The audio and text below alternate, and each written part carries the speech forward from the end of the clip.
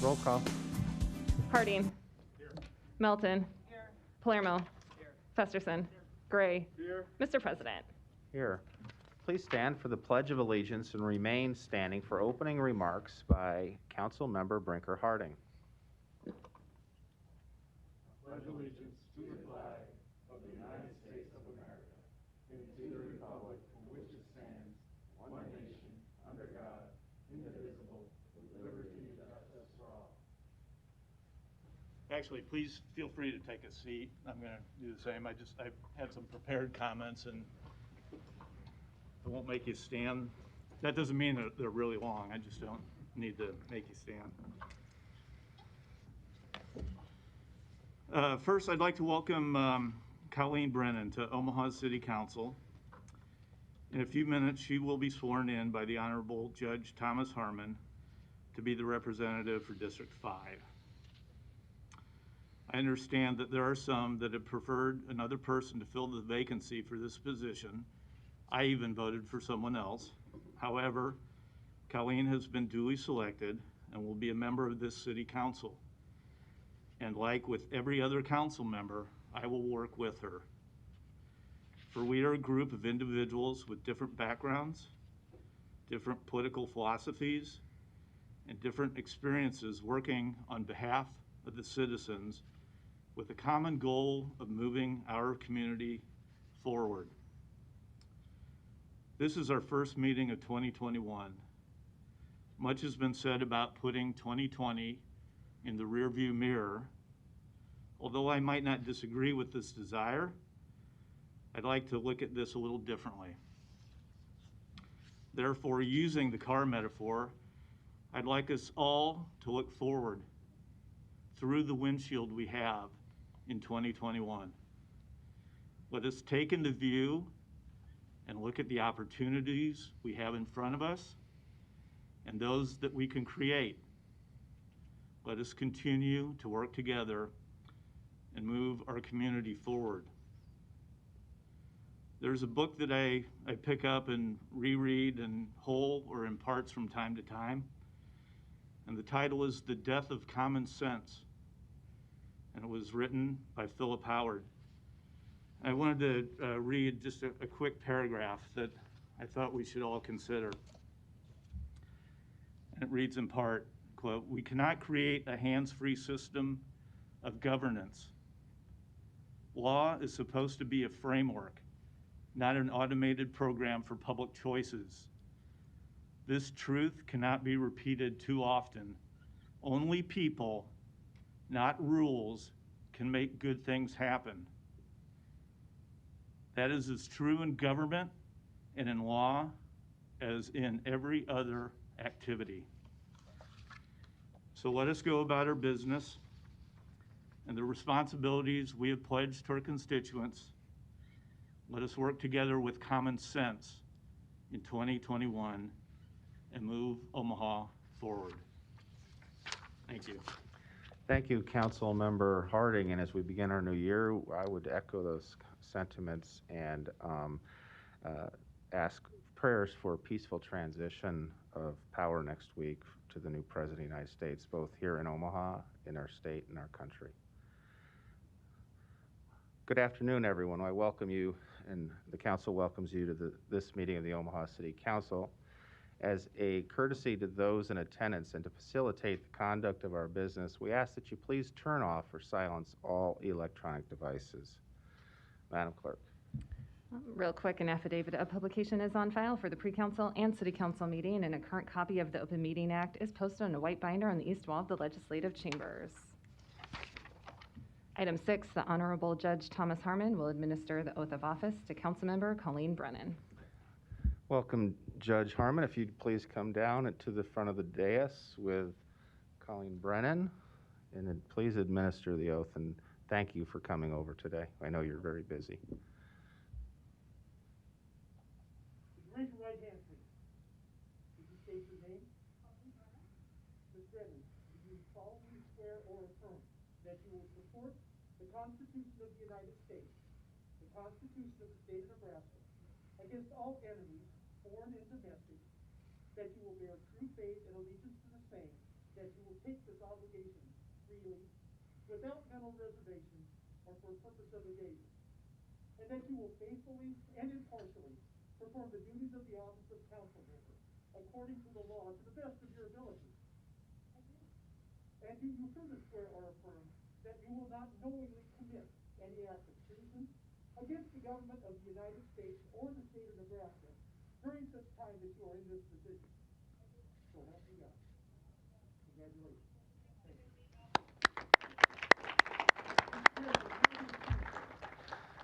Thank you. Yes, Your Honor. That's the one and only time you'll hear the judge asking a lawyer that. Councilmember Brennan, if you please take your seat. We usually, as a custom, afford new council members the opportunity to say a few words.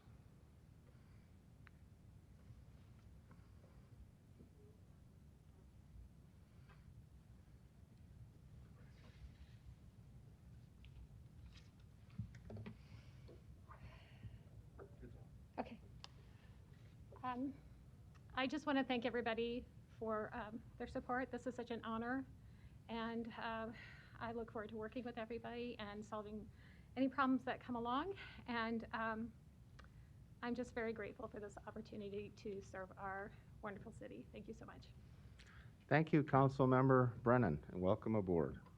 Madam Clerk. Item 7, a resolution to approve the preliminary plat for 77th and Dodge, located south of 77th and Dodge Streets. Planning Board and Planning Department recommend approval. The public hearing on item 7 begins at this time. Are there any proponents? Are there any opponents in the chamber? We'll move to the Zoom registrations. We have Mr. Ryan Blumpkin registered on behalf of Nebraska Furniture Mart, 800 South 72nd Street. And we have John Coolidge with the applicant from Lamp Ryerson, 14710 West Dodge Road. Madam Clerk, are they unmuted? Mr. Coolidge, please proceed. Greetings, John Coolidge, Lamp Ryerson, 14710 West Dodge Road, civil engineer here on behalf of the applicant.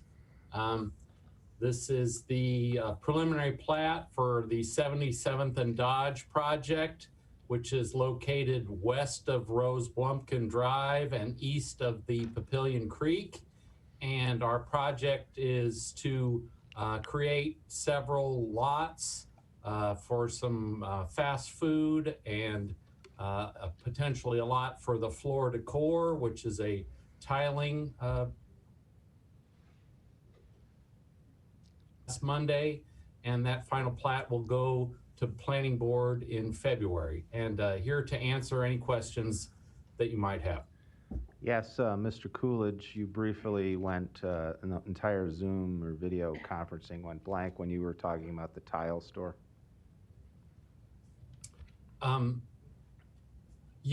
Just to repeat, Floor Decor is a tile store that actually I was watching Discovery Channel last night, and they went to Floor Decor on one of those shows. But anyway, it'll be new to the Omaha market, and it'll be an opportunity to for users to pick out the tile that they want, and then the installers will install it. So it'll be a compatible use with Nebraska Furniture Mart. It won't be actually part of the Furniture Mart, but we saw a lot of synergy for the Furniture Mart and this Floor Decor to exist together. So anyway, a nice use. We're trying to use, if you've gone down Dodge Street corridor, there's currently semis that you can see along the Dodge Street corridor. We're going to move those farther to the south so they're not visible for the Dodge Street corridor. So we believe a higher and better use of the site. Thank you, Mr. Coolidge. The public hearing is closed. Councilmember Festerson, you're recognized. Thanks, Mr. President. I support this as well. I just wanted to note the Planning Department and also the Planning Committee of the City Council. We were approached by Nebraska Furniture Mart many months ago, and I think due to some changing federal rules and federal guidelines, there was some concern about the floodplain there near the creek that is nearby this property. And were able to bring the Furniture Mart in to meet with the planning department to discuss future development opportunities, which is very important given Nebraska Furniture Mart's presence in our community and as a major employer. So I'm pleased to see them be working together and pleased to see this working out. And I'm sure this isn't the only thing they have in mind, but as maybe the first step of making the highest and best use of that entire property. Thank you. Thank you, Councilmember Festerson. We have a motion and a second. No further lights. Roll call. Harding. Yes. Melton. Palermo. Yes. Brennan. Festerson. Gray. Yes. Mr. President. Yes. Item 7 is approved, 7-0. Item 8, an ordinance to rezone property located at 1026 North 33rd Street from R4 District to R5 District. Planning Board and Planning Department recommend approval. The public hearing on item 8 begins at this time. Are there any proponents? Good afternoon, Mr. President, Council. Michael Sands, 1700 Farnham Street. On behalf of the applicant, Gary Bernstein. Mr. Bernstein is also available via Zoom. This is a request for rezoning at 1026 North 33rd Street. Just to provide a little bit of context and background on it, because it is unique. My client bought the property as a vertical duplex recently within the last couple of years. It was marketed as such at the time of sale, but unbeknownst to him, the prior owner had illegally converted the duplex from a single-family home, which violated both the zoning and building codes. None of this was known by my client until he received the notices of violation from the city. Since then, he's worked with the city to at least mitigate those violations. Where there were originally 2 tenants, there's now 1, so that it's essentially operating as a single family, at least for the time being, until things get sorted out. The city has helped us along and been supportive of the zoning change to bring the property into compliance. And should that happen, Mr. Bernstein will invest to update the property, get it up to code, work with the city, etc. While the city has been supportive, there's certainly been quite a bit of pushback from the neighborhood. They've showed up to the public meetings, and I'm sure they will today as well, which is great. That's their right. They're trying to protect their neighborhood, and we certainly respect their opinion and what they're doing. But it's our understanding that their position is more generalized towards not allowing multifamily residences in the neighborhood. We realize they worked very hard to make the neighborhood what it is now. It's a very nice neighborhood, and that's certainly what attracted my client to their neighborhood as well. But however, we would like to distinguish that from some other projects that might pop up with respect to multifamily, due to the fact that it will not change the character of the actual building that's there. It will remain as is, which it looks like a single family residence, but it operates as a vertical duplex. And also, my client wasn't the bad actor in this situation. He was not the one who converted the duplex, and due to that fact, we don't believe it would set any sort of adverse precedent or encourage people to do something like this in the future. The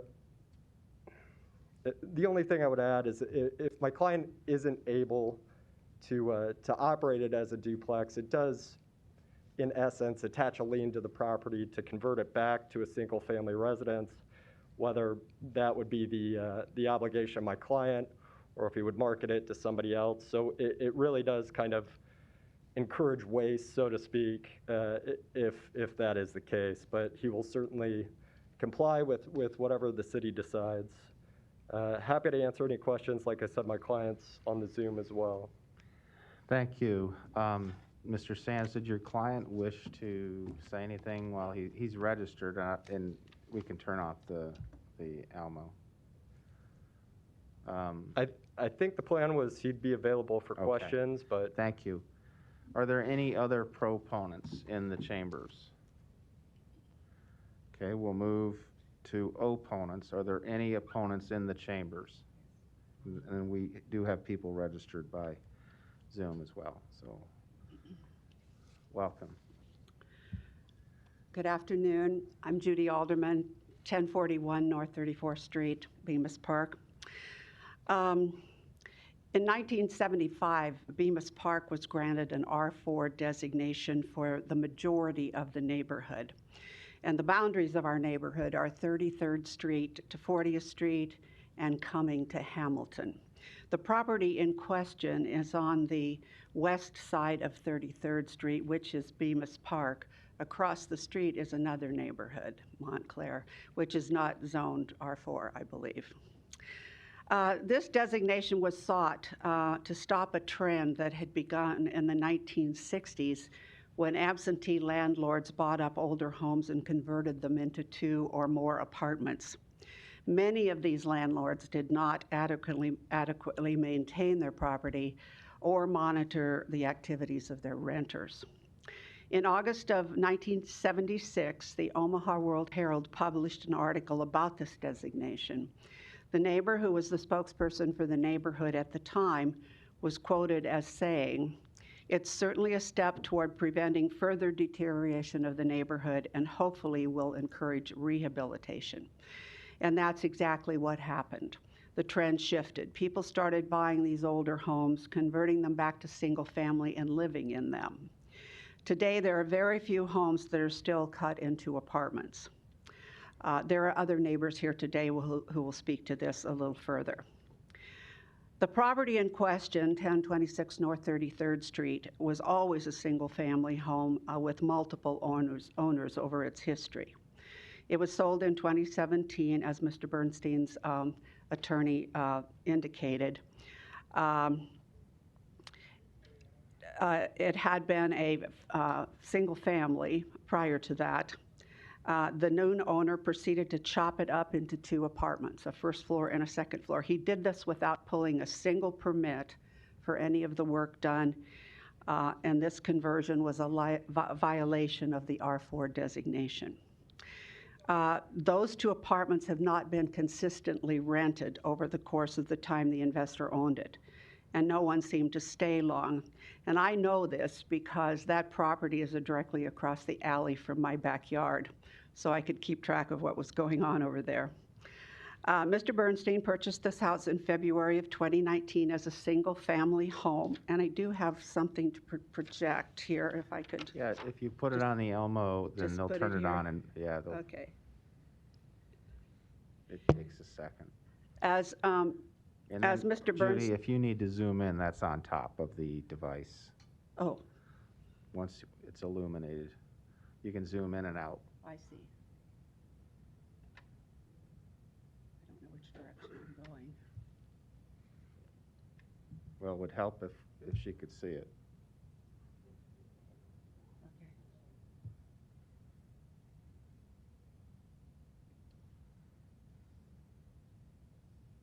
You can see it right there, Judy. Yeah, okay. So there are 2 things I want to point out on this real estate transfer statement. As Mr. Bernstein's attorney indicated, his client purchased this believing it was a single-family home, and that's what's indicated on this real estate transfer. What I want to point out also, though, is number 12, where it says was real estate purchased for the same use, and that was checked yes. So that would seem to indicate that Mr. Bernstein planned to continue to operate it as a single-family home. We know that a number of inspections were done on this property in the fall of 2019, and those inspections revealed several violations, and among them were that a shared air return between the 2 apartments was not permitted, and it was noted that this was an illegal conversion and that it was to go back to single family.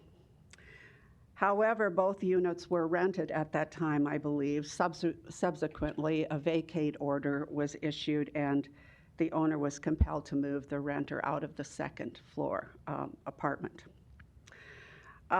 Mr. Bernstein filed a request with the Planning Department asking to have this property rezoned as R5 so that he wouldn't have to convert it back to single family. Neighbors strongly opposed this, both with letters and opposition at the meeting. Following that request, a waiver was filed with the Zoning Board of Appeals to reduce the requirement of lot width from 60 feet back to 44 feet, which is the width of the lot. So we're concerned, I guess, in part because we're not sure what other variances the owner will request in order to continue to maintain it as 2 apartments. Our main concern, however, is that we believe that this will set a precedent that we worked very hard to achieve R4 designation so that older homes would not be cut up into apartments.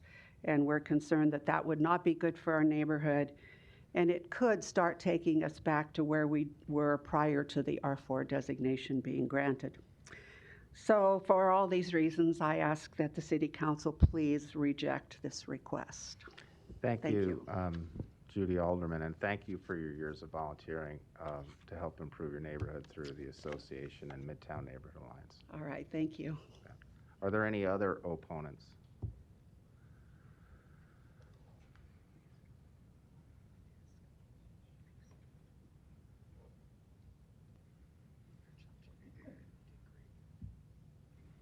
Good afternoon. My name is Mary Minturn. My address is 3416 Hawthorne Avenue in Bemis Park, and I've lived there for 30 years as a resident property owner. I do have some handouts that I'm just If you could get them to here. the clerk, she'll distribute them. Thank you.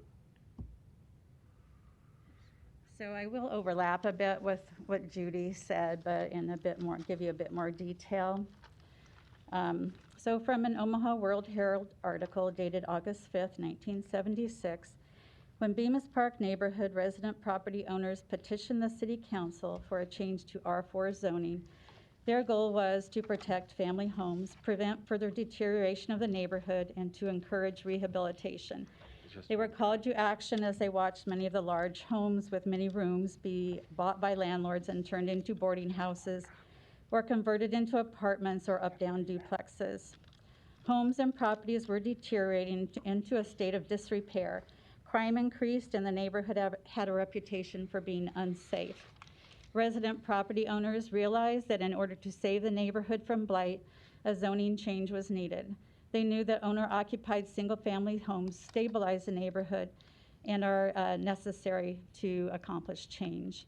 Having skin in the game matters. The City of Omaha leaders knew this also and were very supportive. We got the zoning change, and to a great extent it worked. Encouraged by the city's support, residents started to promote the neighborhood for its historical interests, mature trees, winding boulevards, parks, and proximity to downtown, hospitals, and universities.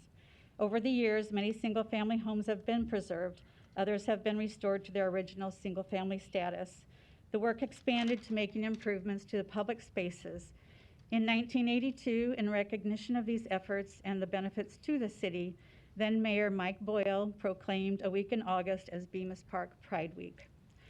Some of these other neighborhood-led initiatives that improved our neighborhood and were supported by various city offices and departments include a designation of a landmark historic preservation district, purchase of city-owned abandoned lots in the neighborhood, formation of a citizens patrol, replacement of a fountain in the Walnut Hill Reservoir Park, installation of historic lighting and benches along the walkway in Bemis Park, improvements to the tennis court and construction of a toddler playground in Bemis Park, parade of historical homes, participation in the annual city-sponsored neighborhood cleanups, and most recently, we successfully petitioned the Public Works Department for speed bumps on 33rd and 38th Streets.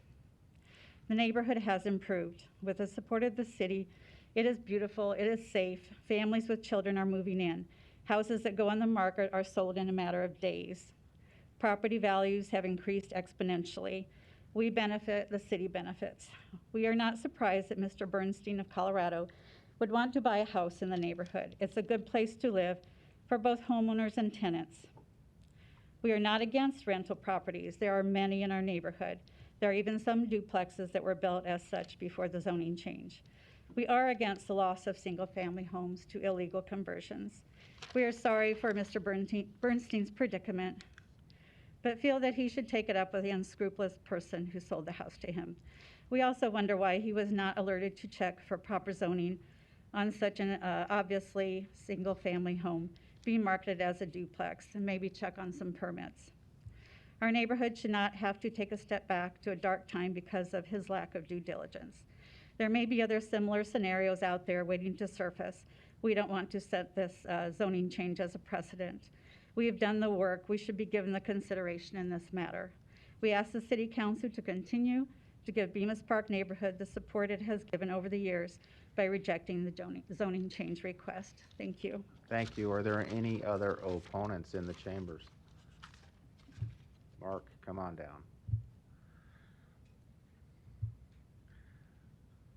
Thank you. My name is Mark Peters, 3415 Lafayette Avenue in Bemis Park. My story is one of conversion. I moved into that neighborhood initially in 1980, and I was renting one of the apartments in a large older home that had been converted legally or otherwise, I don't know. At a certain point, I lost my youthful youngerness, wanting to go to the bars every night, and decided it's time to settle down. I'd gone back to school, got my degree in computer programming, and at that point, got a better job. Through other circumstances, the owner of the house that I live in currently, he was a resident landlord. He had the main floor for his apartment, and there was 2 others plus mine, total of 4 units. He was older. He was retired when I moved in, and so not that many years later, was becoming infirm. He moved out into a nursing home, and ultimately the house went on the market, and that's when I bought it. I thought at that point, I'd rather buy the house than move. It's easier. And partly that is because I enjoy the neighborhood. I like it a lot. I saw a lot of progress. As I said, moved in 1980. When I first went to look at the apartment, I came from the east and down one of the smaller streets, and I was a little concerned, but as soon as I got up to Lafayette, I thought, yeah, this is a nice neighborhood. I think I can live with this. Over the years, I have seen continual improvement in some of the things that Mary before me mentioned. It's just a wonderful place to live. In terms of my own personal experience with conversion, before I committed to purchase, I was informed that I would have to convert it back to single family, which was my intention anyway, so that wasn't a problem. In the course of doing that, over the years, the initial thing, I took out 3 kitchens and took out a few other little things, rearranged the room configuration somewhat, but over the years, I've discovered 5 doors that have been covered over. Some of them were just completely covered over, others were replaced by doors in a different location just to make it a 1 entrance room versus a 2 entrance, things like that. I've discovered a lot of things, which to me is kind of like a homeowner's archaeological project, and I enjoy that aspect of it. The other thing, prior to getting a job as a computer programmer, I did work construction. I did repair work, mostly in concrete, all around town, and I did notice certain parts of town, the construction was not up to where it should have been on brand new housing, to the point where my partner and I at the time were repairing a driveway that had not even been sold the first time, and it was falling apart. The thing about the houses in Bemis Park, they are the original housing. They're very sturdy built. My house passed its 100th birthday in 2013, and I expect it with proper care to be around another 100 years. So I would ask that you vote against this zoning change on behalf of myself and my neighbors. Thank you very much for your time. Thank you, Mr. Peters. Are there any other opponents in the chamber? I see a couple more. Welcome. Good afternoon. My name's John Riggleman. I live at 3505 Hamilton Street and have lived there for 30 years. A lot of those years, I have been a member of the Citizen Patrol, spoke of earlier, in that neighborhood. And I can tell you, from when I started and to today, it has greatly improved because of the R4 designation. Stolen vehicles aren't left in the neighborhood anymore. People that are wanting to do things that they shouldn't be doing go around Bemis Park because they know we care and we don't want to see it go back to the way it was. So, in just short, I would really appreciate it if you guys would not, and ladies, would not approve this, because I really don't want to see this neighborhood go back to the way it was when I moved there. Thank you very much. Thank you. Next opponent, please. Go, come on up, sure. If we could let him go, and well, then we'll get to you next. Sorry about that. Hello, I'm Bill Messenger. I live at 3404 Hawthorne Avenue, about a block from where we're talking about. I just love living in Bemis Park. These people have been friendly, welcoming, and considerate about everything that involves me and my family and the people that I'm around. I had no idea they were so well spoken. I knew they were good folks, but they've really laid it out today, and I'm not going to spend much time laying much more out. I would tell you that close to 20 years ago, I bought a house that had been a fourplex and converted it into a single-family home. I have a good buddy in the neighborhood that across the street from me bought a property and put at least a couple $100,000 into renovating it and making it a single-family home. And these are all very close to the property we're talking about. We're not anti-renters. Some of my best buddies in the neighborhood are renting property, and they're doing it in places where it's designated that they should and could. And anyway, it seems as though things have been in place. People have fought hard to get things in place.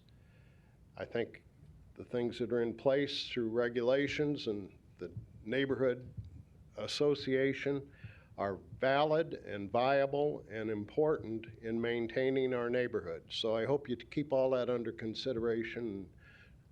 Thank you very much. Thank you. You wouldn't happen to have the oldest tree in the area, would you? I wouldn't happen to what? Whose yard has the oldest, one of the oldest trees in this state? I'm a little hard here. I apologize. Oh, someone answered my question, but thank you. Next opponent, please. For those who are wondering what that was, one of the oldest trees, if not the oldest tree in the state, is in this neighborhood. It's registered. Go ahead, Mr. Lindsay. Yeah, I'm Dan Lindsay. I live at 1024 Mercer Boulevard, and I'm a member of the Bemis Park Neighborhood Association. I'm a third-generation resident of the house that I live in. My grandparents bought the house in 1936 and then subsequently sold it to my parents, and then I bought it from my parents in 1999. So I've had an opportunity to see this neighborhood do what it's done in the last few decades, and it's a remarkable success story for the planning department because in the early 80s they took steps to prevent houses to continue to be divided up into apartments, et cetera, and encouraged the neighborhood with some of its rules to convert these houses back, which a lot of people you've heard have relied on that and spent a lot of money and converted their houses. So I want to also reiterate that we have no objection to multifamily. That's been said a couple times now. But this is not what that is. The city must have been surprised to find out that there was someone representing this as a duplex, because it must have been news to them.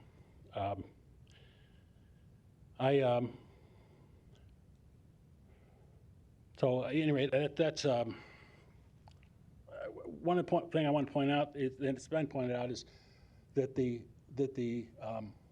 grievance that this owner, and I'm sympathetic to his situation, but whether or not he knew or didn't know, his grievance is with the person that sold him the property, and shouldn't ask the neighborhood to in effect subsidize that situation by letting this happen. If you do need to let this happen, which hopefully you will not, hopefully you can provide some guidelines for us in terms of how you made your decision to allow a zoning to go from R4 to R5, so we'll know how to react next time. So thank you for your time. Thank you, Mr. Lindsay. Are there any other opponents in the chamber on this item? Seeing none, we'll move to the, I'm sorry, I missed you. Hey, good Welcome, afternoon, Ben. members of the council. Ben Swan, 3515 Hawthorne. I just want to thank all the other opponents today because they're the reason that my wife, Erin, and I moved into Bemis Park and decided to raise our family there. Through their hard work, they attracted 3 Creighton graduates in 2017 to the neighborhood who put several $100,000 into the house that we reside in. My wife and I purchased that house and allowed those young men to make a profit through that improvement on the house. When they bought the house, the tax base was around $100,000, and today it's in the ballpark of $350,000. So that, I pay a lot of taxes. I'm very happy to do it because I'm in a wonderful neighborhood. And these neighbors represent the work that was done today, and about 2/3 of them, along with me, are on a committee that's appointed by the neighborhood association that deals with current zoning, proposed future zoning that we would like to present to the city council at a future date, also code violations and just conditions of rental properties.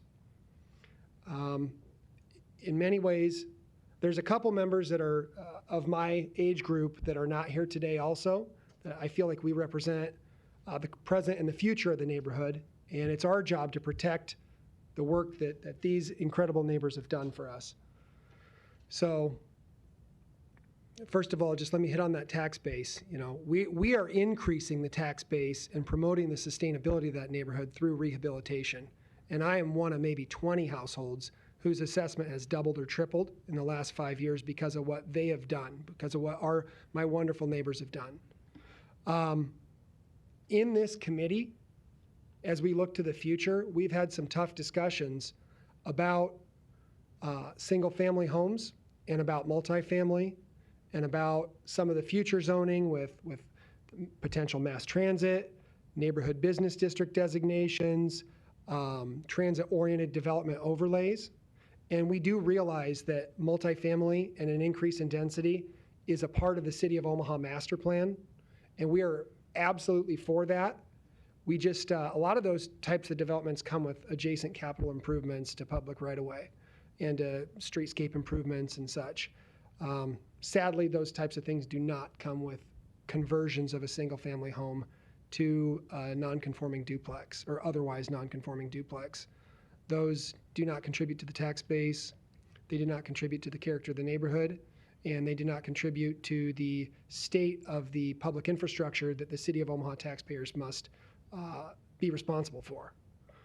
When we did buy our house, there was a historical tour put on by Restoration Exchange the same year that we bought our house. And a lot of these neighbors and some others made their houses available to the public to show the character of this neighborhood. One of the things that Restoration Exchange said was that Bemis Park is the oldest intact neighborhood. And what intact means is that there's not a lot of conversions today, and there's not a lot of houses torn down with sixplexes on a 50 or 60 foot wide lot. It's a continuous neighborhood from the late 1800s to early 1900s. And that character combined with, potential multifamily, especially on, maybe Cumming, maybe Hamilton, maybe 33rd, maybe 38th, that's done right, can improve that neighborhood and make it sustainable for the tax base for years to come. And in my opinion, a multifamily conversion of a single family house over the course of 100 years, the only ultimate final home for that property is an empty lot. That may subsequently be built into a new single family home, but in our neighborhood, it's not going to be multifamily unless it's planned and unless it's in a location that is in line with the City of Omaha master plan. And so I guess we are pro-growth. We are pro-sustainability for the tax base. We were economically responsible in this neighborhood. A lot of these neighbors have put in just time, talent, and treasure that I wouldn't be able to do, and they did it when there was little return in sight in Bemis Park. And so we are looking at ways, and we're working with some of the city councilmen here that we appreciate all of your engagement, to incorporate some of the other adjacent neighborhoods, to talk about how do we plan for that increase in density. And what I would actually challenge the city council to consider is, where do we really fit in the City of Omaha master plan? Because I think that this is a unintentional oversight on a number of levels of saying, how does multifamily fit into Bemis Park, into Montclair, into Walnut Hill? How do we preserve the character of those neighborhoods, but then also plan for being able to maintain the sewers, the lights, the roads, all of those things with a healthy, sustainable tax base? Thank you very much for your time, and appreciate you hearing me out. Thank you, Mr. Swan. Are there any other opponents in the chamber? Okay, seeing none, we'll move to Sophia Smith, registered by Zoom, 614 South 33rd.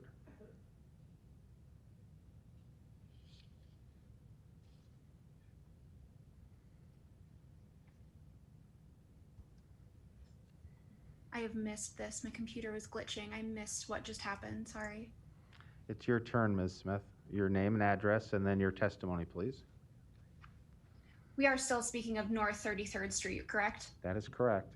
My name is Sophia Smith. I live at 614 South 33rd Street, and I'm speaking in opposition of this proposal on behalf of the residents of that neighborhood.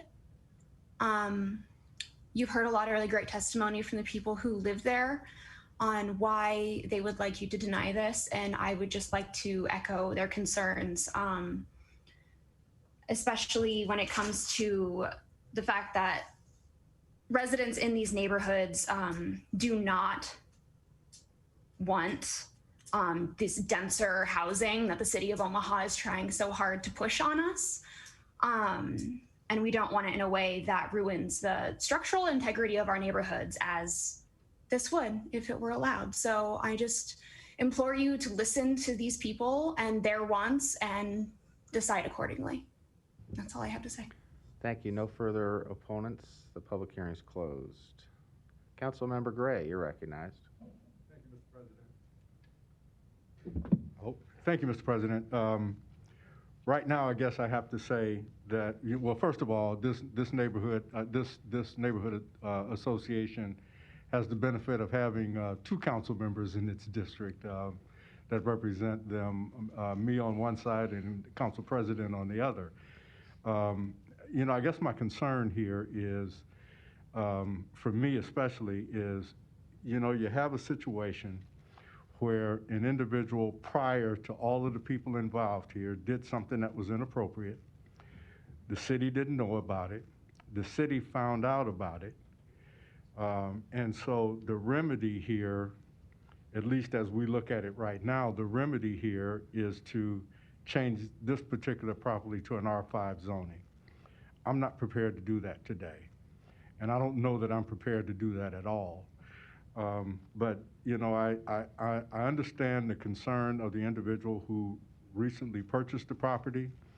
I was thinking about potentially a layover because, I wanted to see if there was a way that we could help him be whole or whatever the case may be. But to do a property like this and change it without people knowing about it and without seeking the proper permits from the city, I would have a concern about that. It would be different if we had not. We've done this on a couple of occasions where people have done things not knowing that they needed a permit, or in other instances, not trying to seek out a permit. And to continue to do that, it doesn't help neighborhoods. This is one of the neighborhoods with, in the summertime, they have one of the best chili feeds in town, I think. But I wouldn't be prepared to do that. I wouldn't be prepared to be supportive of this today. I would think about the possibility, and I would like the attorney to come forward if you would, the potential for a layover so that we can have maybe a discussion with the purchaser to determine, just kind of what we do at this point, because to lay this on the council at this point, to me, is kind of unfair, but it is what it is. But I'm not prepared to, if I had to vote on it today, the vote would be no. Sure. And so, I do want to give somebody who purchases the property an opportunity, not necessarily to state his case per se, but to say, let's talk about some options that he may want to consider. But at this point in time, I can't be supportive of that because these neighbors have worked hard for that R4 zoning, and to reward someone else now for previous bad behavior would be a challenge for me, and it would be a reach that I can't make, at least at this point. Thank you, Mr. President. Thank you, Councilmember Gray. Mr. Sands, did you want to answer the question? Or? Sure. Michael Sands, 1700 Farnham Street, on behalf of the applicant. We're certainly amenable to a layover if that's what the council wishes to further the conversation. If you don't mind, again, I'd like to, I want to hear what at least one of the neighbors have to think about this, who's in the chamber as well. This is not about trying to make this an R5. This is about trying to help an individual who wasn't aware of what was going on, help him in any kind of way we can, but I can't at this point be supportive of an R5 zoning for this property. But I would like the opportunity, if the neighbors would be so willing, to give us an opportunity to lay it over for at least a couple of weeks, to talk with the purchaser, to see if there's a way that we can, maybe allay some of the financial concerns that he's laid out and so forth, not knowing what the situation was. But, we hear all the time, not knowing is not an excuse. So I think what we need to do now is I would like to have a conversation, or at least talk to them about what the possibilities are on their end. But right now, I can't be supportive of an R5 zoning. Thank but you, I'd like to hear from Councilmember I'd like to hear from one of the neighbors, and then I'm done, Mr. President. Thank you. I don't know, Mr. Swan, did you want to take a stab at that? You're on the committee. Thank you. Ben Swan, 3515 Hawthorne. We would be very happy to help Mr. Bernstein discuss some options that are really alternatives to a duplex. Between the members of the Neighborhood Association and our committee, we have some information on prevailing rents for single-family homes that are pretty attractive and probably not that different than a unimproved converted duplex. We also have some comps of houses in Bemis Park and Montclair that are relatively unimproved single-family homes on good lot sizes that from the transfer statement, we see that he purchased the property for $125,000, and we've seen a lot of houses that are in various states, go for well in excess of $250,000. And fully improved houses in Bemis Park have been going for over $400,000 in the last year, in 2020. So those would be the things that if we could have a meeting that Mr. Bernstein or his representation would reach out to us, and we could have documentation of that meeting to present to the council, we'd be more than happy to entertain those types of discussions. Thank you, Mr. Swan. Councilmember Harding, you're recognized. Thank you, Mr. President. I just wanted to clarify something that was stated earlier. I don't think it was meant to be a misrepresentation, but directly across the street to the east is still considered, in a legal context, Bemis Park, at least from a legal description. Montclair, I don't believe starts until another block to the east. So I just wanted to make sure that was clarified. That's not correct.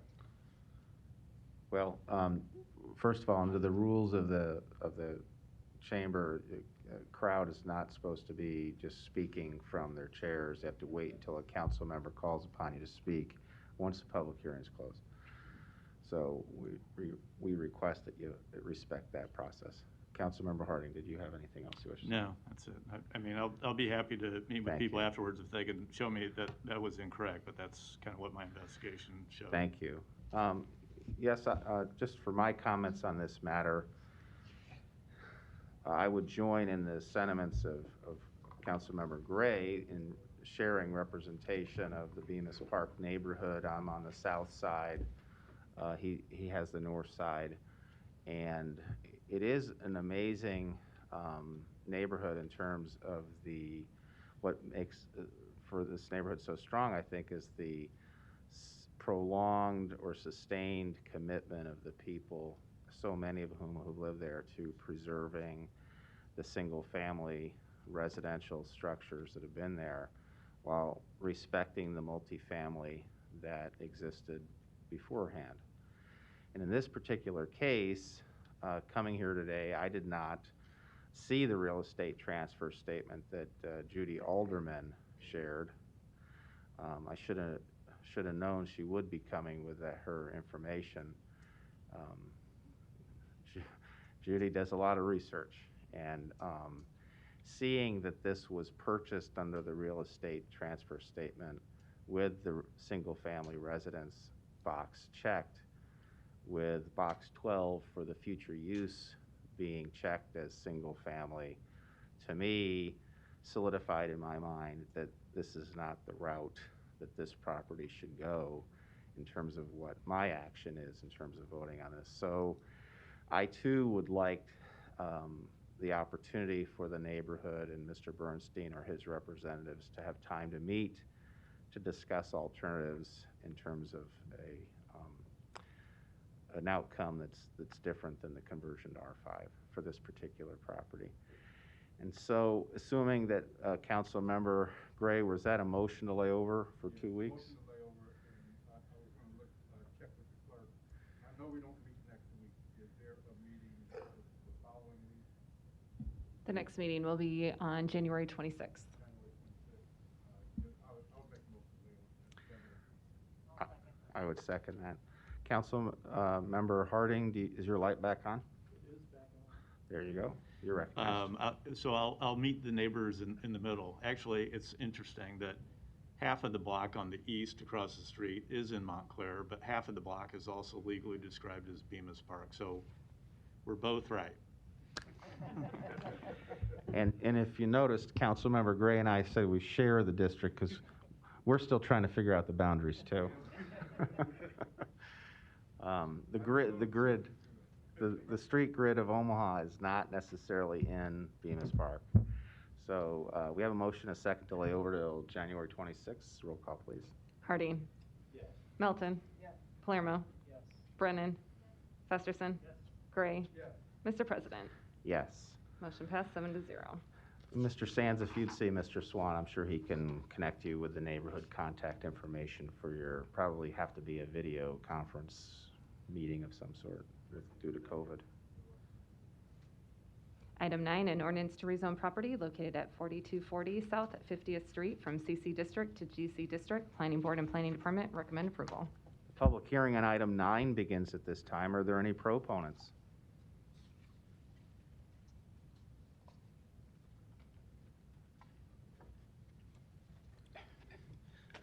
Wayne Wagner with Stan Houston Equipment, 4240 South 50th Street in Omaha.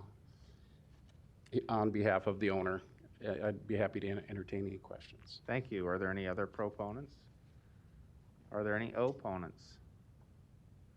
The public hearing is closed. Roll call. Harding. Yes. Melton. Yes. Palermo. Yes. Brennan. Festerson. Gray. Mr. President. Yes. Motion passed 7-0. Item 10, a resolution to approve the NAAF Habitat 7 Tax Increment Financing Redevelopment Project Plan, generally bound by Sailor Street on the north, Pratt Street on the south, 24th Street on the east, and 27th Street on the west, in an amount up to $440,000. The public hearing on item 10 begins at this time. Are there any proponents? Yes, good afternoon. Don Seaton, Omaha City Planning. The developer here is Habitat for Humanity of Omaha. Let me. He'll turn it on for you. but there you go. And I'm sure you're all familiar with Habitat. Been very active with infill development in North Omaha, doing affordable housing units. The area in this instance is the Neighborhood Action and Fact. It's located between the North Freeway and North 24th Street, between Pratt and Sailor. Habitat will be doing 20 new homes. They're newly constructed, 1.5-story, 3-bedroom, 2-bath homes. They've done projects like this before, done a nice job doing infill development in North Omaha. See the total project cost, about $4.3 million. They're asking for $440,000 in TIF support. Meets the requirements of our TIF program. It's a good way to help stabilize and enhance the neighborhood, increase property values and home ownership. We ask for your approval. Thank you, Mr. Seaton. Are there any other proponents on item 10? Are there any opponents?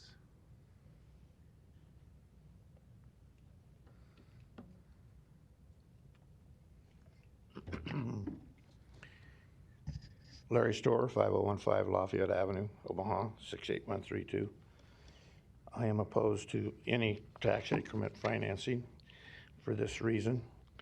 We mentioned the word common sense, and in government, when you're using tax benefits from some people given to other people, it's not necessarily fair. Now, this morning, I raised this question at the upper chamber. I guess you might refer to the commissioners as upper chamber, that when you don't have the money for COVID expenses to be given out, Mr. Storr, you shouldn't. You're off topic. You gotta Excuse get me, back I'd on. like to finish. This Counsel, does relate to you're out this of- item. Now you're out of order. You're to come back This in does order. relate to this item, sir. No, it doesn't. I protest, and I will be going to the state about it. Thank you. You're I'm welcome. talking about tax increment financing, and you're interrupting a citizen. You're You should free to be removed. continue if it's on this item. The choice is yours, sir. Next opponent. The public hearing is closed. Councilmember Gray, you're recognized. Mr. President, just very briefly, this is an area that is in significant need of infill housing and repair. It's laudable that Habitat for Humanity would be willing to do this, and they've mapped it out fairly well.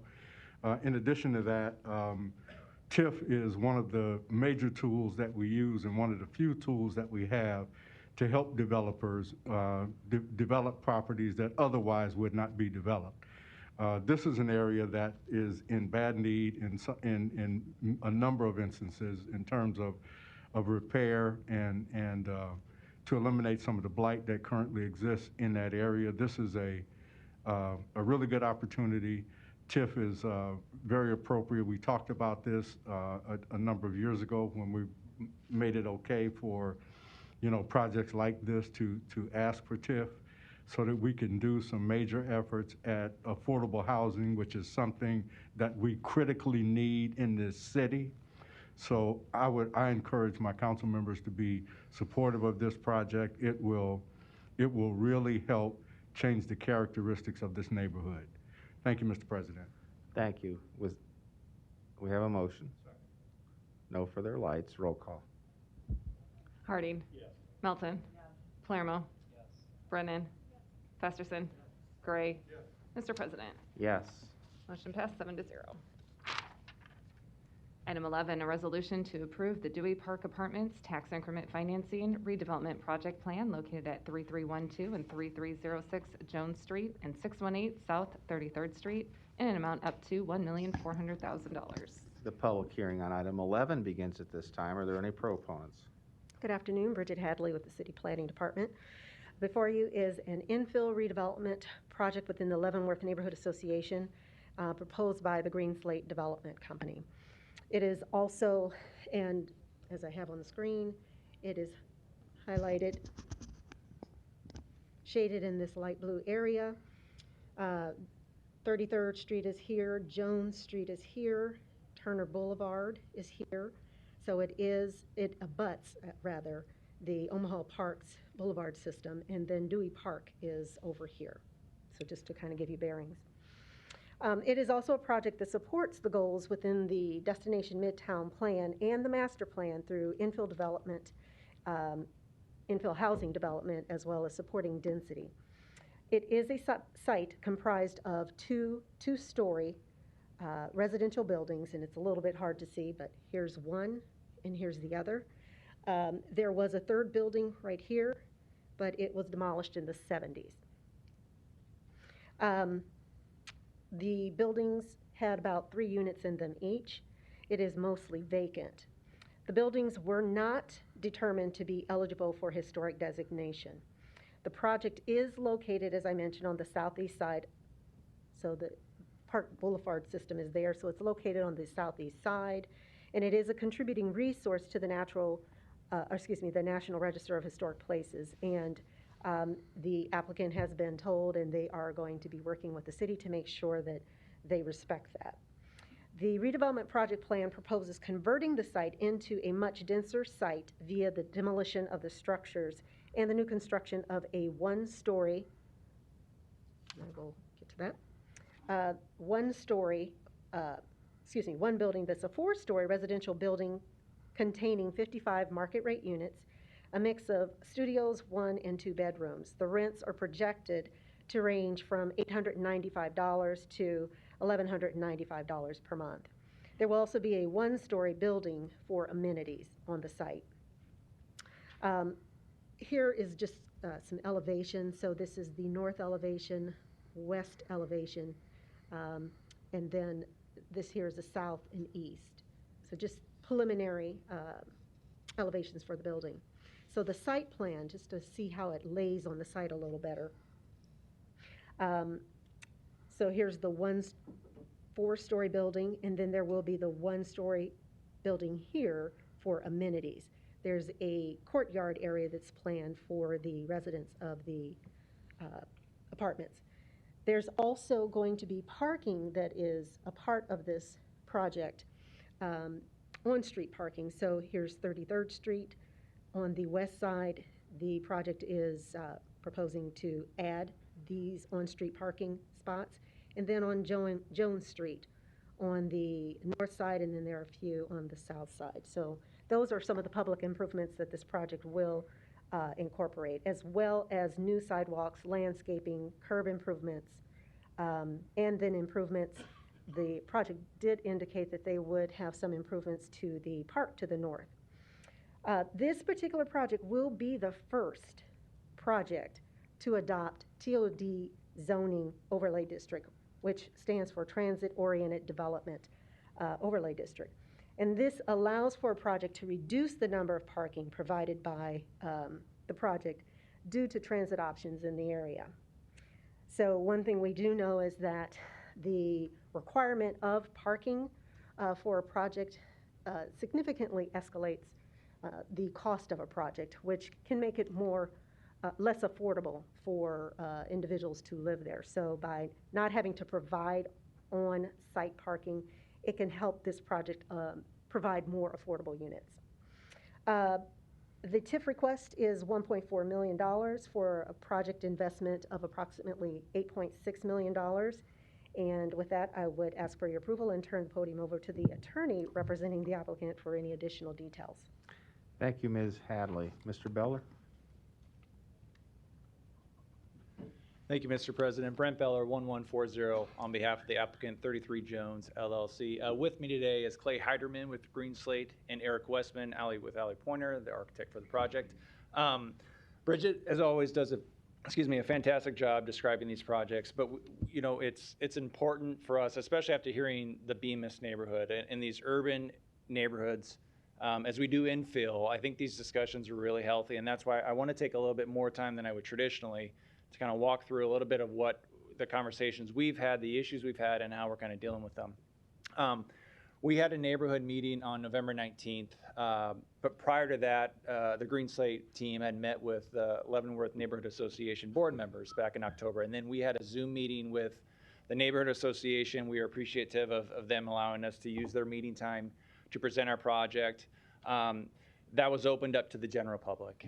During that meeting, there were a lot of questions that were expressed to us vocally, all on point as far as what we would traditionally expect for these infill projects. And so I want to highlight some of that conversation because I think that really helps us all understand what this project is, how a lot of us that are supportive of this project, and as Bridget mentioned, the Tod zoning, we want to get this right because this is going to be an important tool for our city and our master plan and in kind of circling the full circle of long-range city planning.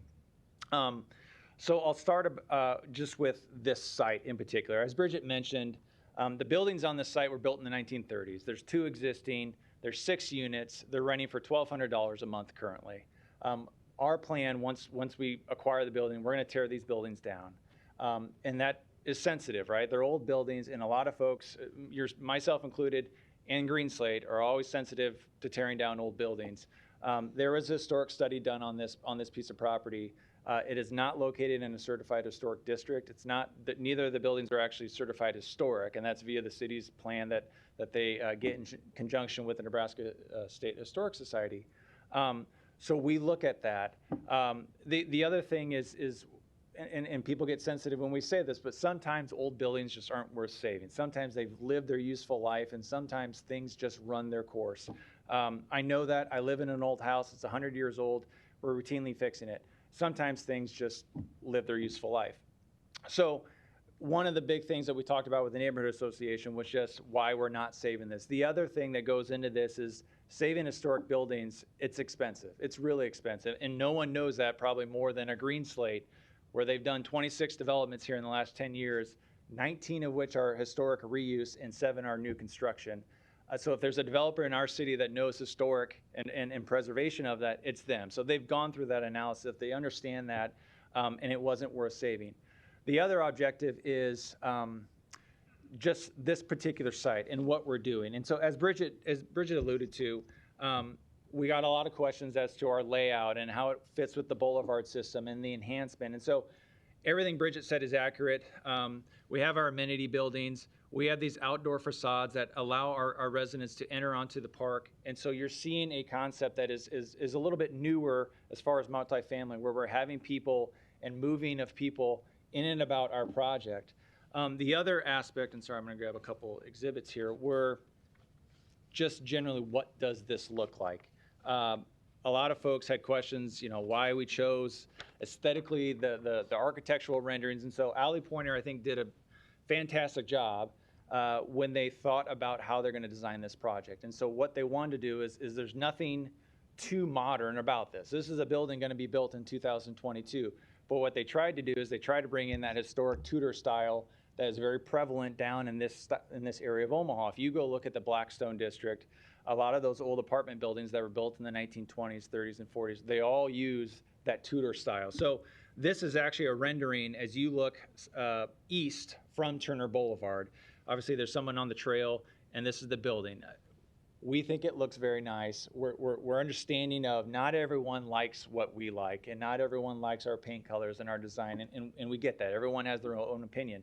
But I think what we tried to get across was we were being mindful of the existing style, the historical nature of this neighborhood, and trying to blend something in that would fit had it been built in 2022, knowing that a lot of these buildings are older. And here's another rendering. This is actually as you look west. So down here on the bottom, this is actually 33rd Street.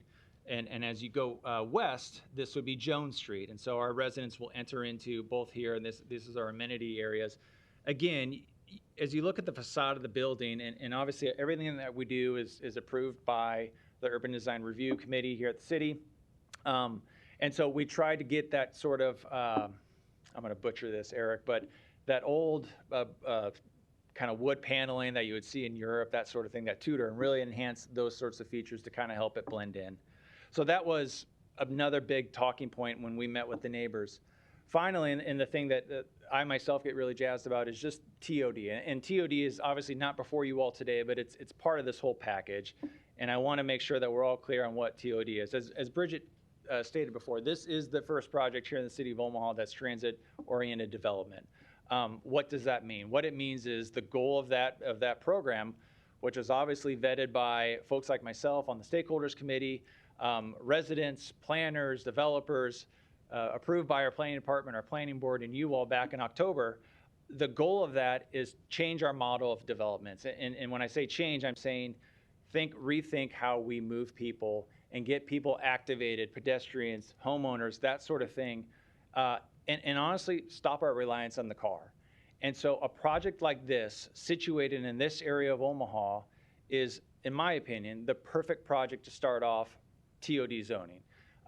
When you think about TOD zoning, and when I was talking about doing a full circle as far as here in the city, we have implemented and we have invested tens of millions of dollars in public infrastructure in the last 2 years. If you look at Orbit, all of our bike lanes, all of our mass transportation, that's all great and wonderful, but unless you have housing developments like this that implement and sort of push people to go use those public transportations, it's all for naught. And I say that because in talking with the Green Slate guys, they know immediately we're ostracizing some people from ever wanting to live here because they want a car, they don't believe in that, but we believe in it, and Green Slate believes in it, and we think that there are people out there that enjoy riding their bike up to Blackstone or walking or going to Midtown Crossing right up the street, and we're sort of putting our money where our mouth is. If you like bikes, and I'm a bike nerd, and we are weird, and we're really into it if you're into it, this is a place for you. You have a bike lane on Turner Boulevard, you have a bike lane on 33rd Street, you have a bike lane on Leavenworth Street. That was all purposeful from a planning perspective. Then when you go and you have a development like this that implements all of that and puts their money where their mouth is, and you utilize the TOD zoning, yes, we don't have 55 parking spaces that are designated for this, but we're pushing towards using mass public transportation. So it's important to note that because we are sensitive to the neighbors that live here and whether or not there's going to be parking issues. And we heard that, we don't want people from Dewey Park coming over and parking in our parking spaces and vice versa. Now, I've also talked with Parks Department. I understand they built more parking spaces at Dewey Park. They have a plan to implement, I think it's 8 to 10 more parking spaces over at Dewey Park to handle the dog park. But we're trying to change our reliance on parking vehicles with multifamily. The other important thing I'll point out is back to our plan. Jones Street is going to become one way. Sorry, I'm below. So we have connected with, to the south of us is an OPBD plant. So there's never going to be anything built over there. To the north of us, there's never going to be anything built because, as Bridget said, this is all park ground. So we've actually given up a little bit of our property on the east and a little bit of our property on the south. And we've kind of shifted everything over there, which eventually we're going to be in front of you for some waivers for our PUR just because of those setback violations. But in any event, we're installing all that parking spaces. We're installing all the parking on Jones Street and some additional parking on the south of Jones Street. And then this is also going to be one way. So we think that flow of traffic will sort of heed some of the concerns that folks will have with the amount of traffic on 33rd Street. Thirdly, we heard a lot about affordability. And this is a subject that we could spend hours talking about here. And I'm very cognizant of that. And all developers of multifamily are very cognizant of that because we truly don't have a definition of what is affordable. We have market rate and we have low-income housing, and low-income housing is a very defined term, and that's obviously guided by the IRS Section 42. That is a competitive program. They have to apply to the federal government, and it's a tough project, but it's there because low-income housing is difficult to develop. We think this is affordable. We think this is affordable because we look at market rates, and our market rates, and so if you look at HUD's comprehensive plan, here in the city of Omaha, $950 a month is the median, the average amount of rent that apartment payers are paying. And that's not our numbers, that's HUD. If you go look at other reports issued by larger real estate companies, they'll say $970 is the average amount. Our rates here will be anywhere between $850, as Bridget said, I think she was a little high, $850 to under $1,200. And reminder, they're currently being charged $1,200. Again, there are cheaper places to live versus here, but we think we're taking a risk here that our product in this location is a good investment. We got a lot of comments that we're ostracizing folks from living down here. And the exact opposite is actually true if you analyze this issue. There are lots of studies out there that indicate the more units that you bring online, by definition, the more the market drops, right? More of a product, cheaper it can be. we want to bring in the working class to a place like this. We want those people that want to live, work, play, walk around. So I understand sentiment that some people can't afford whatever our rent is, but that's true of any projects here in the city of Omaha. And then the last piece that we talked about, a lot of good questions about TIF, and as the gentleman right before me, before he was recused, some folks just don't understand TIF. The base value of property taxes we will always pay. We are not taking any tax dollars from anybody else, and this is true of any TIF project, from anybody else. Nobody that lives around here is paying any of their property taxes towards this project. The only person that's paying property taxes is the developer. A lot of questions about blight and substandard. We've been over that a million times. I know you all have heard it. But it's important to note that that is a legal definition that the state legislature implemented when they passed the statute. It's not our city. It's not us. We don't consider it blighted substandard. That's just a term that's used. And so we had a healthy discussion about that all as well. Sorry for being long-winded. I wanted to make sure we get this. I don't know if there's many people here to speak in opposition, but we wanted to make sure that everything was kind of out in the open, and we want to make sure, as I mentioned, that we get this right, because I agree these historic neighborhoods are important, and there's a way to continue their health and vibrancy, but there's also a way to redevelop them into better and higher uses, and we think that this is this. So with that, I'll stop. Thanks. Thank you. Are there any proponents who wish to be heard on this item? Those in favor?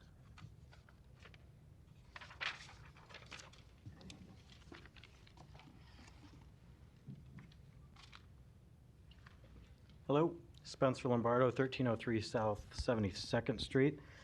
I am a principal in an entity called Pure Properties LLC. In Pure Properties LLC, we own 3318, 3314, 3310, and 3308 Jackson, as well as 563 South 34th Street.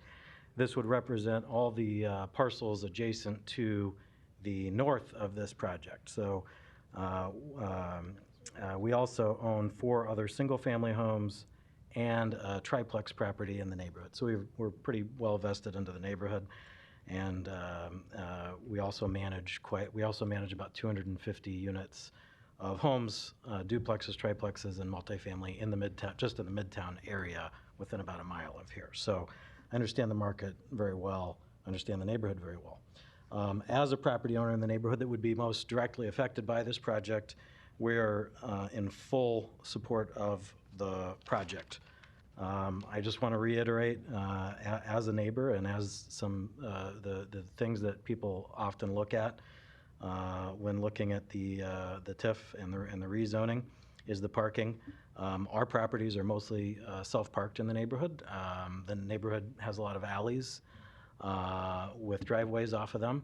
And most of our properties have driveways and alleys, and street parking is not an issue in the neighborhood. And I noticed on their site plan that they're actually adding the diagonal parking, which is fantastic, and we think it's a great plan. As far as traffic, we don't have any concerns about traffic. There's not a lot of traffic in the neighborhood. This project's being built right on Turner, which we don't think that'll affect our tenants at all. We think it'll be a great project. And then, of course, the height restrictions. Obviously, you have Mutual of Omaha to the north, and this won't be a very tall project, but taller than maybe the average. But we don't think it'll at all alter the character of the neighborhood. If anything, it'll add to what Mutual wanted to bring to this neighborhood when they first did their project. And frankly, we're all in on it too. We want to eventually use some of the same TOD zoning and perhaps redevelop some of our property someday. And that's part of the reason we're in full support of this project. And finally, and I think possibly most importantly, and I'll tell you, I can really speak to this, perhaps even more than their attorney can, the affordability. Like I said, we manage 250 units in Midtown, and it's an absolute price point thing. People talk about price per square foot a lot. We get a lot of tenants that are workforce, they're servers at bars and restaurants, and they're the workforce, they're the heart and the soul of Midtown and our urban district, our urban core, and they're looking in the 8s and the 9s. It doesn't matter what it is per square foot. If they can get something in that $800 price range, that's very affordable. And if you look at what the, if you kind of do the calculation, because 30% of your income can go towards rent, you start to see that that's a very affordable price point for their 1 and their 2 bedrooms. It's more affordable than my properties are, frankly, right now in that neighborhood. So I think it really checks a lot of boxes. It fulfills that affordability, which we're really, really lacking in Midtown, I'll tell you that. And it fulfills the goal of densifying our urban core, which, as I think most of us probably agree, that's healthy for Omaha long-term. It adds a lot of tax base eventually. Once the TIF goes out, it adds that huge tax base without the city having to spend a whole lot more money. And we all like that as citizens of the city.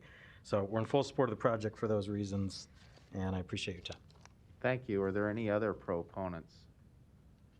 Seeing none, are there any opponents in the chamber?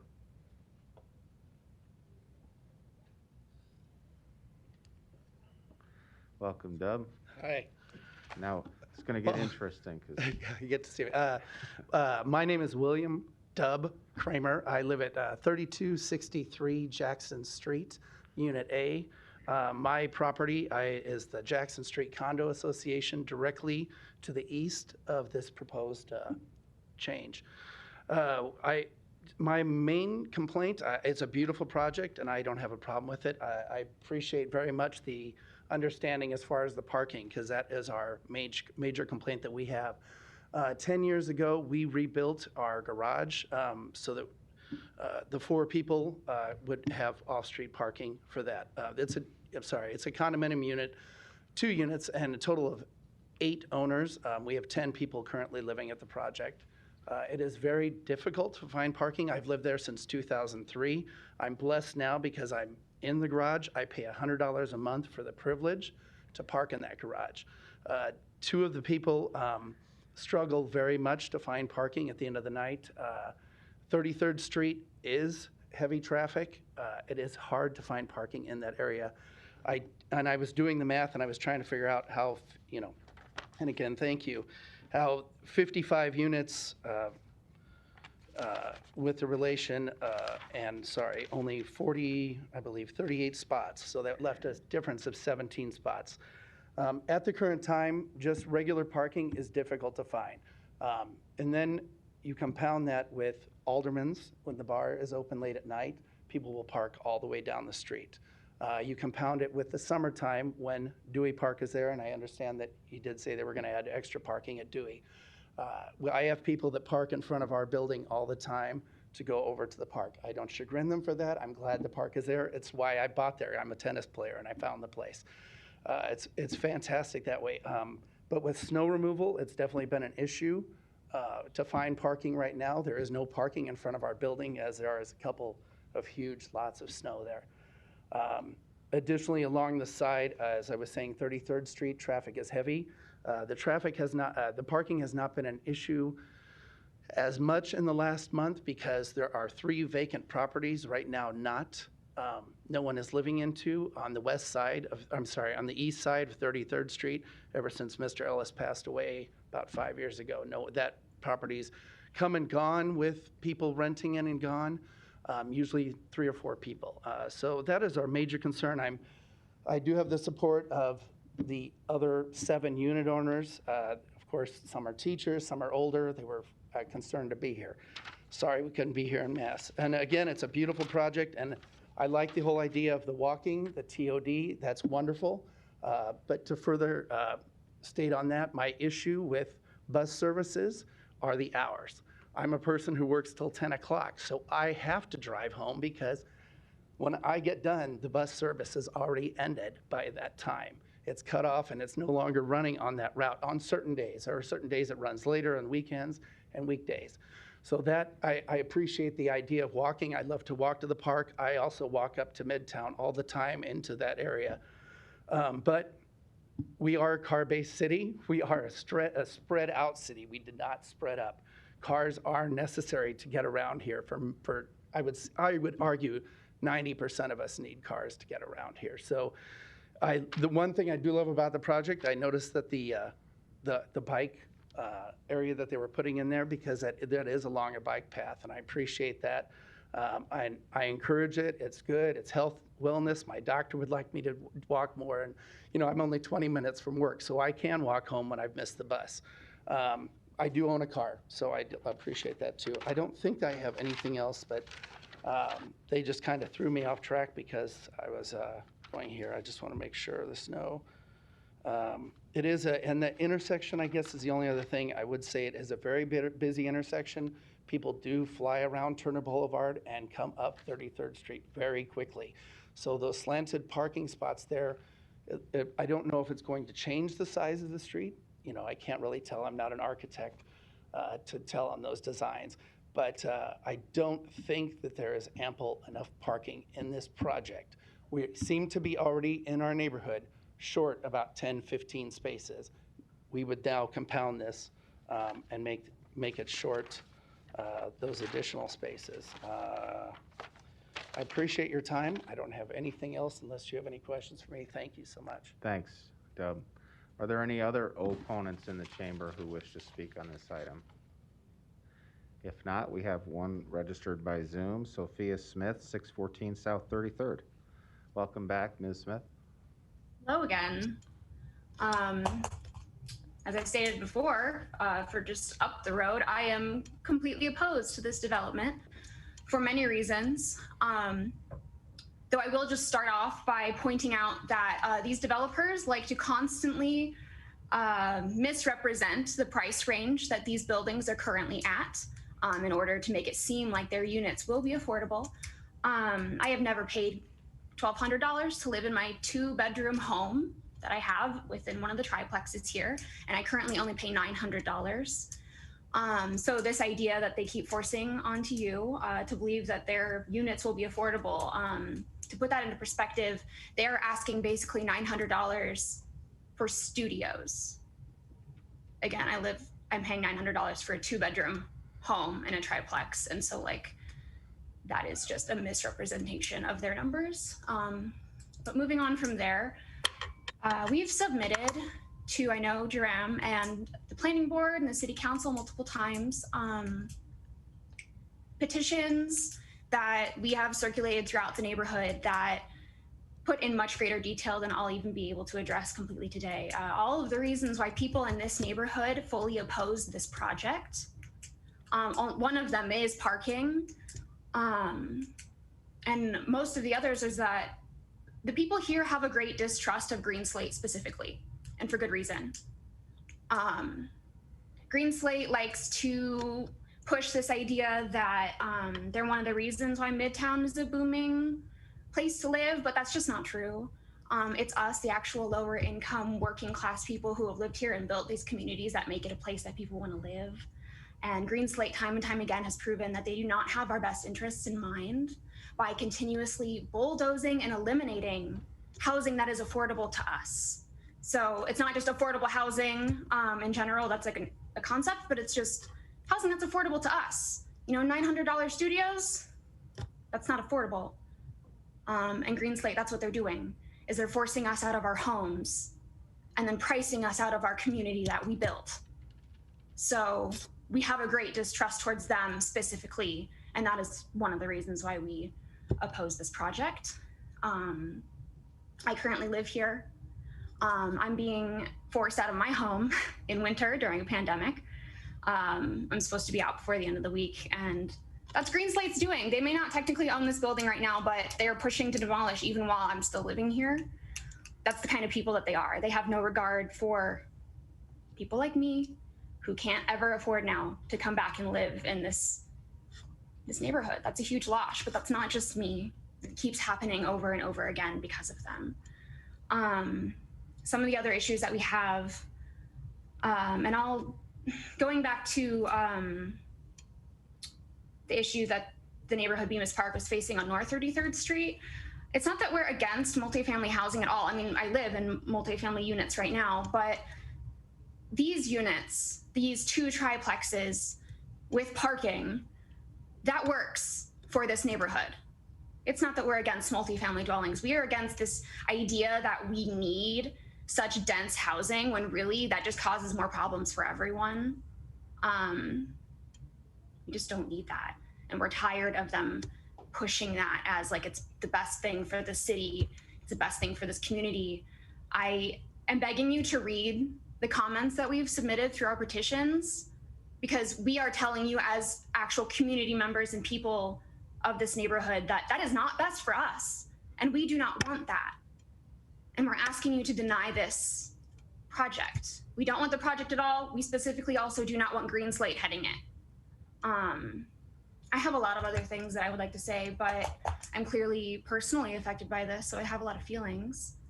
I guess in closing, I am asking you to deny this because I believe, and we as a community believe, that this city needs to stop putting the wants of developers before the needs of the people of the community.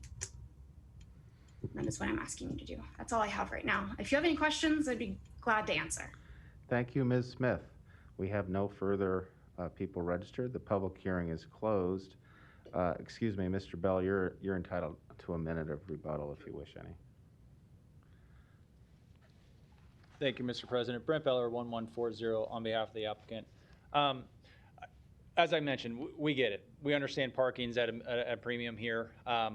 But, you know, if we look long range, and to Councilman Brinker Harding's sentiments earlier on, we always need to have the forward looking. And if we're going to try and change our city and change and implement these ideas, we have to start somewhere. And the investment started with public transportation. And now we're putting investment and putting over policies and zoning designations that allow us to try and stop relying on the car as much. We will always be mindful of our neighbors, and I vehemently disagree with what Ms. Smith just said about Green Slate. I don't think there's a developer here in Omaha that's been more open to change. I lived on Farnham Street before Blackstone was there. I know what it was like before they came in and had ideas and implemented those ideas and invested well over $175 million in that particular stretch of Omaha. There's not many developers that are homegrown that have done that and given back to their city more than Green Slate.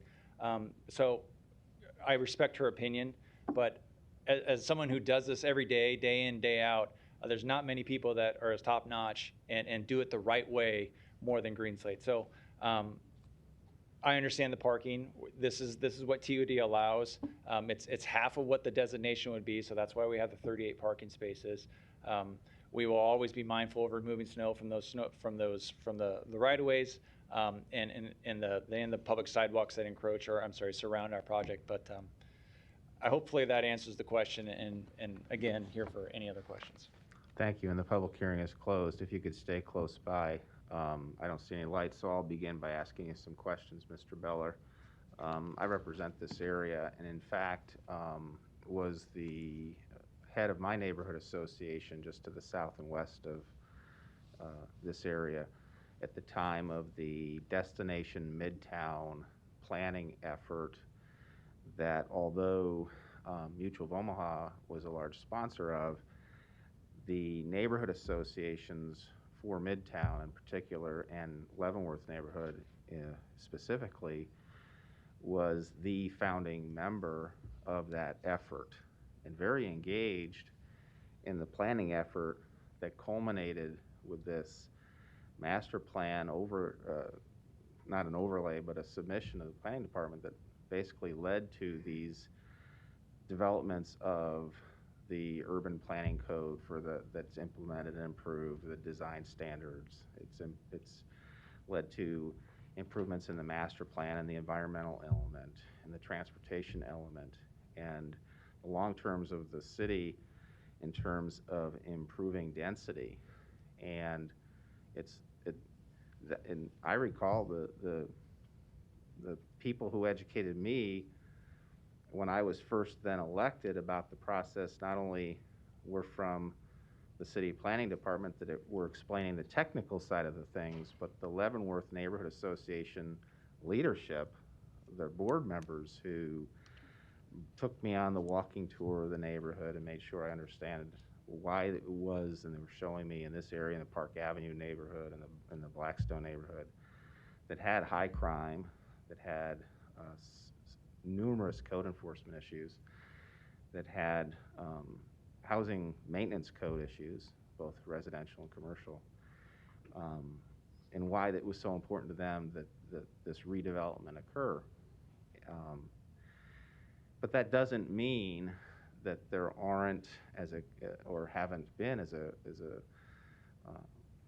unintended consequence of this fabulous transformation of Blackstone and the surrounding Midtown crossing areas and Park Avenue, and I could go on, of having people who are living there, like Ms. Smith, who feel uniquely,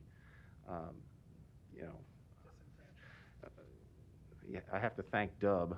They say don't ever bite the hand that feeds you. Literally, Dub is if you want to know a stalwart of Midtown, Dub will actually feed you at La Casa. So have known Dub for a long time, and he's a great person and passionate about Midtown and his neighborhood. But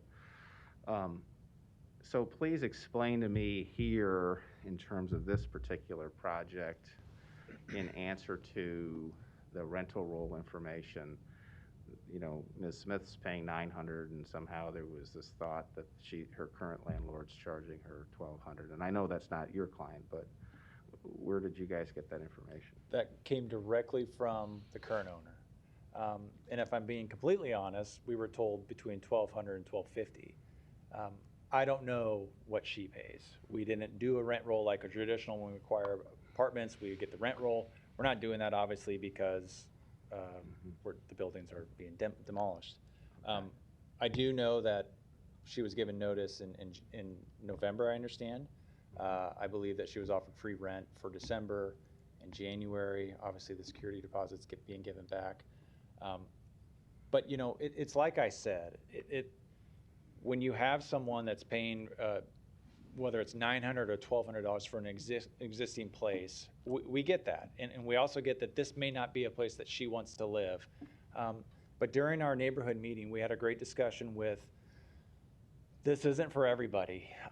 And there are, especially in these older neighborhoods, there are cheaper opportunities to go live those places. And oftentimes when you go and you find something that someone may consider more affordable, they may not have the amenities that we have, whether it's the amenity center, the bike racks, the brand new things. Some people just want that. And they're willing to pay a little bit more for that because of that reason. Some people, and maybe like Ms. Smith, they don't want that. They want an older house, and they're willing to pay a little bit more for the older aesthetics. I don't know. What I do know is that we're trying to market our property to the working class. And there are people on this spectrum of the working class, and there are people on this spectrum of the working class. And there's a lot of folks in there, and we're hoping to get 55 of them to live in this apartment complex. All right. Now, in terms of the street public infrastructure, one of the concerns expressed was, will you be widening the streets to accommodate this diagonal parking? And I think maybe when you said we're dedicating some right-of-way for our property to create angled parking and creating some on the south side of Jones for angled parking, that I think may have unknowingly on your part created a concern that you're going to widen the streets. But as I understand what you're doing is you're not widening the 25-foot right-of-way of the existing street. You're simply adding cutout beyond that point for parking only, not to widen the streets. Is that correct? That's accurate. So, and actually, I failed to show this earlier. I showed it, I just didn't color it in because I like coloring stuff. This is our parking space. There's a little bit of a delay. It'll turn on. There you go. Number one, on the east side of 33rd Street, there is parallel parking. Now, I completely understand, being a resident of Midtown Omaha, sometimes that parking gets filled up, and especially when snow comes, we lose those parking spaces. But I do want to note that there is parking, parallel parking, that's allowed on the east side. On the west side, this line right here, it's in red, but it's not really showing up. This is our existing property line. So as you go south and as you go west, that red line is our current property line. We're replatting that property line, and in part of that replat, we're dedicating all of this area and then all this area for two things. Number one, the parking spaces, and then also a 7-foot public sidewalk. So to answer your question, no, we're not expanding the right-of-way, but we are, and these are going to be public parking spaces. So we are expanding the right-of-way technically to add these parking spaces. And that means, because you're dedicating that to the city, that anyone in the neighborhood, first come, first served, That's right. can park in those spots. That's right. You're prohibited by code from reserving those spots for your tenants. Correct? That's an important question because, yes, we cannot restrict any of these parking spaces, but under the TOD zoning, one of the other important facets of it is it says you can count on-street parking towards your allowance. Right. That was purposeful. That was because of projects like this.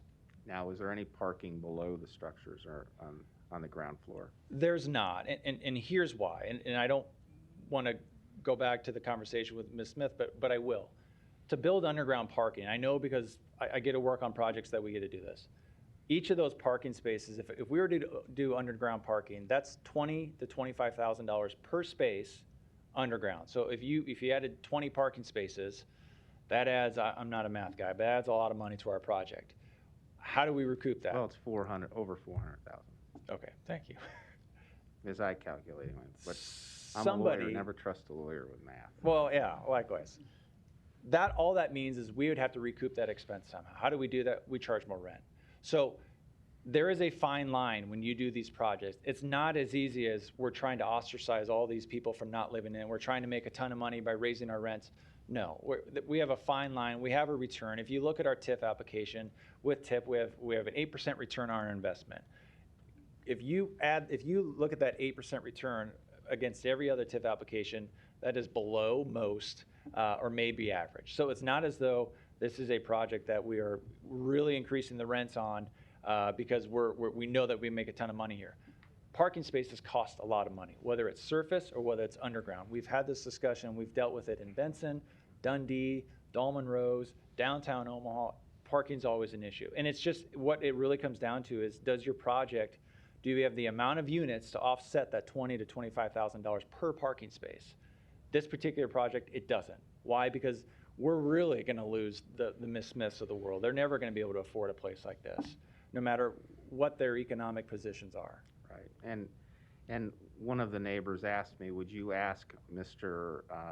Lund or one of the representatives of the investment group and the ownership group, would you be willing to commit or dedicate certain units of this project to low-income people? And under the metrics of how the development is being financed and the construction of it, there was no room in terms of the budget of going below the range of rent that you're projecting your tenants or his tenants to pay here and still make the money, the finances work. And to go through a LIHTC, low-income tax credit process, you can't really do it for 2 units in this one unit, one building. So it was taken off the table for legal reasons and for financial reasons. Is that correct? That is correct, with one caveat. I've worked on larger low-income housing projects where we have condominialized both market and low income. But remember, to even do 2 units, that process is going down, submitting an application to the Nebraska Investment Finance Authority. That application gets submitted with probably 30 other applications. Your application, and then the developer, before you can even submit that application, you have to be a qualified developer, which you have to check all these boxes in that application. Then your application goes in with the other 30 developers' applications, and then if your project is selected out of the 30, you will get tax credits and you can do affordable housing on that project. There's a reason why we don't see a lot of those projects before this board or this council, planning board. It's a very competitive market because those developers that do low-income housing, they're doing it for mostly one thing, and they're working for their developer fee on those projects. Thank you. I have a question for our city attorney, Mr. Kuzy, while Mr. Fanslaw, the planning director, makes his way down here. Mr. Kuzy, one of the things that I had checked with your predecessor, Mr. Kratz, before he left was on previous cases involving tax increment financing is whether the city under the current state community redevelopment law could impose a requirement on the developer that they dedicate certain units for either low income or reduced affordable rates that we determine. And it was his opinion that under the state law did not allow that. Do you share in that, or has your opinion changed in any way? They'll turn it on for you. Matt Kuzi, acting city attorney. The position of the law department has not changed on that topic with Mr. Kretz's departure, so the opinion of the law department remains the same. Okay, so to the people who contacted me with that concern, and there were a few that did, you know, the city council's hands are really tied in this respect unless and until the redevelopment law in the state is amended to allow that or somehow address it. I will say that the city council's planning committee, which Councilmember Harding, myself, and Mr. Festerson is the chair of, have been monthly discussing this topic with the planning department and the community redevelopment person, Mr. Lukash, as to ways we can address this issue, because people like Sophia Smith here are not unique. You know, they feel the pain, and it hurts when they have to, you know, relocate, and so we're listening, we hear what they're saying, and we're trying to work on it, and it's frustrating that the law is what it is in this regard, but that's the opinion of the law department, and so we can't compel your client to do that. Mr. Fanzala, would you come on down? You can stay close, Mr. Beller.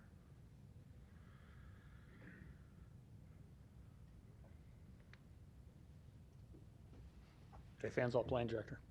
TOD, master plan, long-term goals, affordability, densibility, mass transit, environmental elements. So these are things that some people here aren't familiar with what they are, and then say, well, ultimately, why is the city, and you as the planning director, just take a minute, what is it the city is trying to accomplish? We heard Mr. Beller say some things, but you know, he represents the developer, and some people are skeptical as to whether he is, you know, going to share what the city's objective reasons are for doing these things. So could you just take a minute to... Sure. So I heard a lot of things, TOD, master plan. I'll try to hit on those, and if I don't, then just let me know, and I'll try to answer your question better. So there's no doubt that the master plan talks about densifying parts of our city, making use of that existing public infrastructure, be it sewers, streets, what have you, public transportation. So when we look at the master plan with infill development, we are trying to take advantage of that existing infrastructure. I've said here before, I've said all over this building before and outside this building that we only have a certain amount of ground left that we will be able to develop at urban densities. And once we reach that point, we will be stuck with what we have. So we are always looking at retrofitting parts of our city, not all parts, but some parts, along those mass transit corridor lines, where the zoning allows it, where the density will allow it, where the public infrastructure will allow it. You know, the master plan talks about providing many different types of housing for many different types of people. Not everybody wants to live in a single family home, and not everybody wants to live in a high rise. So there's that in between. It's been referred to as missing middle here the last couple of years. We're all aware of that. So the master plan and staff, obviously, who's carrying out that master plan, looks at all of those things when we look at development proposals, when we look at policy, when we look at amendments to our master plan. And correct me if I misspeak, but I've heard anecdotally and directly conversations with you in terms of the city's transit-oriented development. Even before the TOD was established, it was somewhat recognized nationally by other cities as to how we were redeveloping along the mass transit corridor in Midtown and Blackstone, and you would have representatives from other cities actually coming here and taking tours to see how this worked. Is that correct? Correct. Yes. We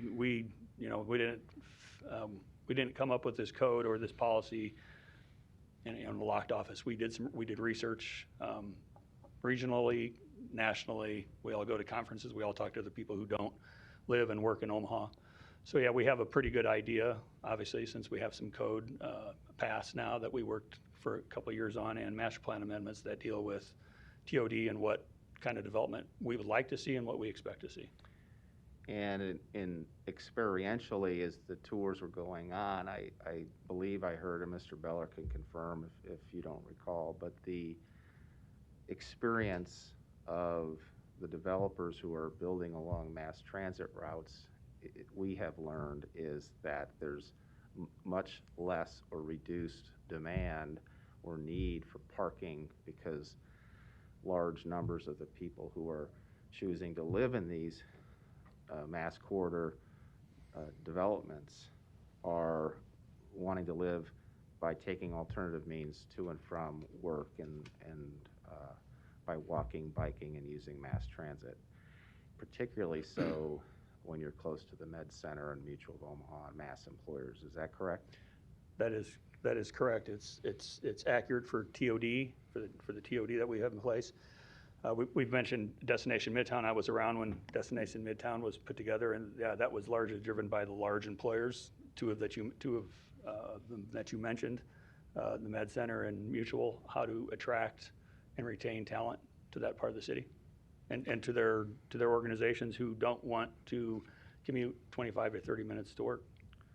So as the city looks at approaching build out of its developable space, the cost of providing city services not remaining flat but increasing over time, primarily driven by infrastructure because of the decay and replacement, as well as cost of providing public safety and things like that.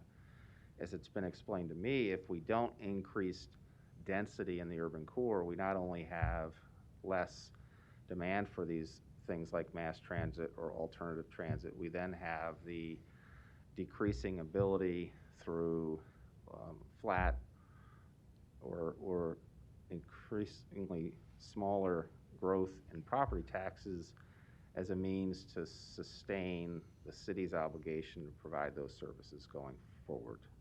It's a balancing act for sure. So, we look at density throughout our jurisdiction. So, like I said before, not everybody wants to live in a high-rise. Some people want to live in single family, and it all plays together.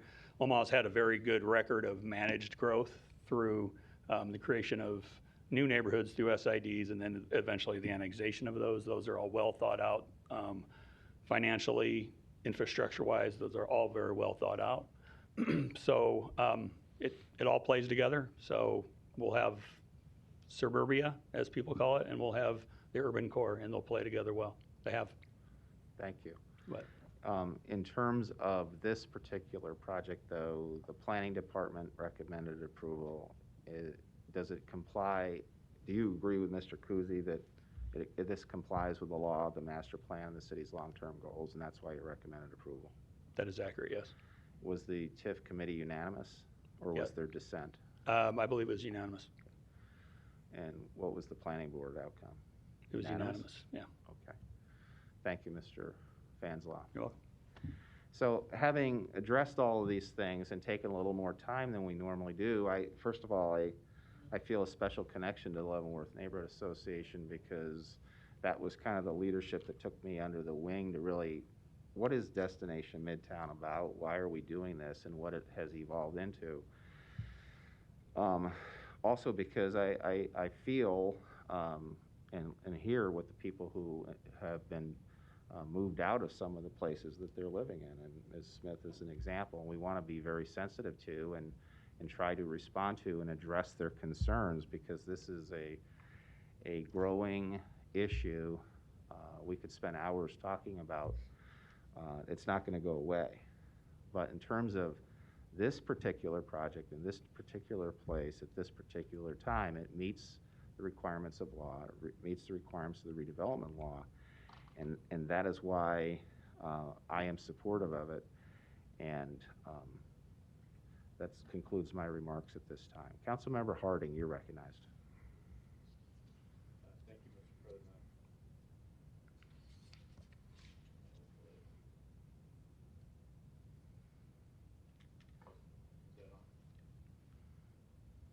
Go ahead and talk. Probably better that you can't hear me. No. No, he's been, for some No. reason, there's been a delay Yeah. in not only the audio visual, but with the mics too. Okay. I'll be brief because I know, I think you did a great job of kind of covering the reasons and the compliance and the, of it being master plan compliant, that it's, and I said this at pre-council today too, and I think Mr. Beller pointed out as well, is that this is the first TOD project that'll be in front of us, and although this is not the TOD we're discussing today, it's really the TIF redevelopment plan and not the TIF redevelopment agreement, but I think it's important to talk about some of these issues while we're talking about the redevelopment plan. I find it interesting too, it was that you don't often hear a developer or the developer's representative talk about how they are trying to kind of run away from some of the possible clientele that might be here. And by that I mean by saying, you know, we know we're not going to be appealing or a candidate for housing choice for some people by the mere fact that we are limiting the amount of parking that goes along with this project. I mean, normally we're sitting here, you know, making, if it's in, you know, suburban Omaha, we're talking about, you know, making sure that we have one per door or something along those lines. I also think it's important to point out, and unfortunately, some of the people who question the use of TIF are not here right now to hear this, but maybe they're listening at home, is that public improvements, that's really kind of the first component of what TIF is used for. And again, as was pointed out by Council President Jerem, these additional parking stalls that are going in are at the expense of the developer. So those additional parking stalls, which are not unique or alone to the development, they are first come, first served. They are on the public right of way. But that's actually, those public improvements are part of what the TIF eligible funds will be used for. So I think that's kind of an important point to bring up at this point.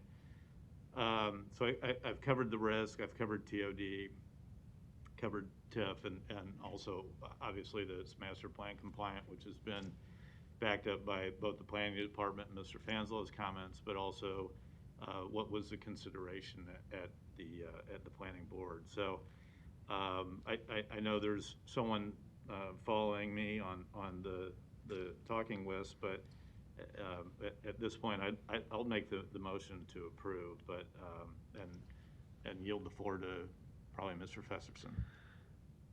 Thank you, Councilmember Harding. Councilmember Festerson, you're recognized. Thanks, Mr. President. I thought the President did do a nice job of walking through the case and the analysis. The only thing I wanted to add and maybe have a broader point on is that issue of affordable housing. As the President did note, the Planning Committee is very attuned to this issue. We are working on this every month, and I think we all agree it's a very big issue in our city. There's no doubt about that. I think when the Council President talked about could a requirement be placed to require affordable housing, like on this project specifically, that answer is no when it gets to this point. But I do want to say that we as a committee have requested of the legal department an analysis based in law as to whether the TIF committee itself can consider a requirement of TIF products that do come through that process to require some percentage of affordable units within developments that receive public subsidy, and or can the city council do that at some point in the future? And we'll work on that analysis when we get it. We don't have it yet. The other part of that, or could it be incentivized if it can't be required? That might be another approach that we're looking into as well. So it's something we're going to keep working on, and we know is a huge issue in the city. In fact, a recent study presented to us would indicate there's about 80,000 units short in Omaha right now of what could be considered affordable housing, and that folks need to have opportunities to live throughout the city. And we talked about average rent here, average median rent in the context of this project, but we're talking about average median income, which is a very different number than $900 or $1,000 per month. And if you take the HUD definition, it's even 70, 80% of what the average median income number is. And can one afford 30% of that? So that's a very different number and different conversation than we're even talking about here today. But I do support this project, and I do support transit-oriented development. Worked hard to pass that master plan through the corridors of Dodge Street and in cooperation with my neighborhoods and with the Orbit project. And I think this does carry through those principles. Thank you. Thank you, Mr. Festerson. Councilmember Harding, your light's on. Thank you, Mr. President. And to pick up on that, if by the estimates, if they are accurate, but if I'll just use the 80,000 units being short on workforce housing or missing middle housing, to highlight the kind of the gymnastics we're going through on this committee, even if all 55 units were, if they were required to be low income or missing middle income housing, that represent 55 out of 80,000. I think that highlights or illustrates the challenge that we have as we're looking through this is how do we move toward supplying more of that housing product, not germane to really this argument here or this case here, but Mr. Festerson brought it up. I thought it would be an interesting point to show the challenge that we have as we're moving forward to address that issue. Thank you. We have a motion, a second. Roll call. Harding. Yes. Melton. Yes. Palermo. Yes. Brennan. Festerson. Gray. Mr. President. Yes. Item 11 is approved, 7-0. Item 12, a resolution to approve the Omaha Box Company Building Tax Increment Financing Redevelopment Project Plan located at 2501 North 21st Street in an amount up to $2,750,380. The public hearing on item 12 begins at this time. Are there any proponents? Yes, good afternoon. Don Seaton, Omaha City Planning. The Omaha Box Company Building TIF project plan located at 2501 North 1st Street, excuse me. It's a rather large and sprawling industrial building, older building, presently vacant. Also includes the green space to the south and this block to the west. It's immediately south of the airport. This Freedom Park is just north of the river. This building will be occupied by Ceres Company along with Platt Logistics. Ceres is an engineering, design, fabrication, and assembly business. Platt Logistics is primarily warehousing.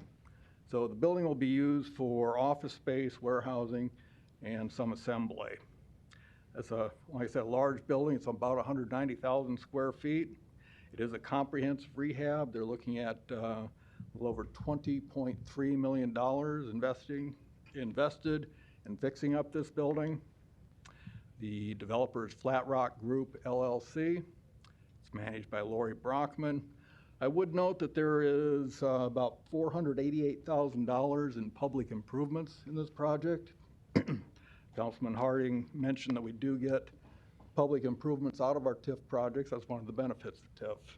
And that'll include some street improvements and some drainage improvements that are badly needed in that area. They're requesting $2,715,380 in TIF support. And it's really a good project that'll provide additional jobs. Ceres Company is presently, managing a kind of a disjointed operation in a couple different locations. This gives them not only the ability to expand with more jobs, but greater efficiency and cost savings. Project complies with our master plan. It's been approved by the TIF committee, the planning board, and we ask for your approval. Thank you. Are there any other proponents? Thank you, Mr. President. Brent Beller, 1140 West Center Road. As Don said, this on the other side of the spectrum, here's a project, commercial in nature, another great example of why TIF is such a great incentive here in the state of Nebraska.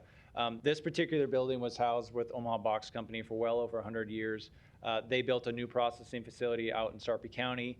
With that, Series Company, who's an offshoot of Nebraska Machinery Company, Series is their in-house fabrication. So they're going to be doing all manufacturing in-house fabrication in this particular building. So if you think of like a rail line and they need a certain crane that needs to be fabricated to go fix that rail line, they're going to do that in this building, which you can't see it here, but there's an old rail, old spur back there, which really made this advantageous for this. But as Don said, TIF is a great incentive, and we take it very seriously for projects like this as well. $500,000 for just public right-of-ways that we're improving, Avenue J, H, and 21st Street. In addition, there's some wetlands that we're working with the Planning and Public Works down here in the south end, all of which TIF money is going to. So as Don alluded to, we have in excess of $11 million of what's called TIF eligible expenses. However, we're asking for 2.7. So with that, very exciting project, 50 new jobs in this area. We're also going to be coordinating with the corrections facility to get some of that workers over here and see if we can't have a program over there. So on the cusp, again, I'm biased, but this is how you do these projects. So with that, here for any questions. Thank you. Are there any other proponents? Are there any opponents? The public hearing is closed. Roll call. Harding. Melton. Palermo. Brennan. Festerson. Gray. Mr. President. Yes. Item 12 is approved, 7-0. Item 13, a resolution to approve a special use permit to allow general retail sales in the GI district located at 5719 North 16th Street. Planning Board and Planning Department recommend approval. The public hearing on item 13 begins at this time. Are there any proponents? Yes, thank you, Mr. President. Michael Sands, 1700 Farnham Street, on behalf of the developer. My client, Mitchell Papin, is on as well via Zoom. This project is located at 16th and Stores Expressway. It is a project to construct a Dollar General. This is the current state of the lot. So it's in a considerable... Hold on just a second. There's a little delay. I don't know why it's going on like that today, but it is. All right, go ahead, Mr. Sands. So as you can see, the lot is currently in a state of considerable disrepair. Used to be a parking area for the airport. It has not been that for over 6 years now, so it's sat vacant. And I think more importantly than that, our engineer put together this map, what he calls, that's upside down, he calls a food desert map.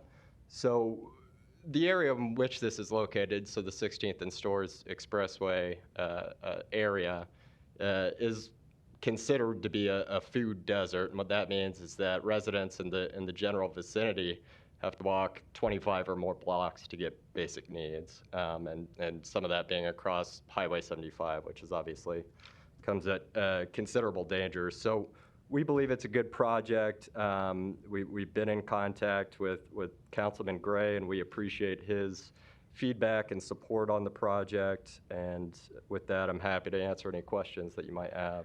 Thank you. Did Mr. Papin wish to speak, or he's just available for questions? I believe he's just available for questions. If you. Thank you. So Are there any other proponents?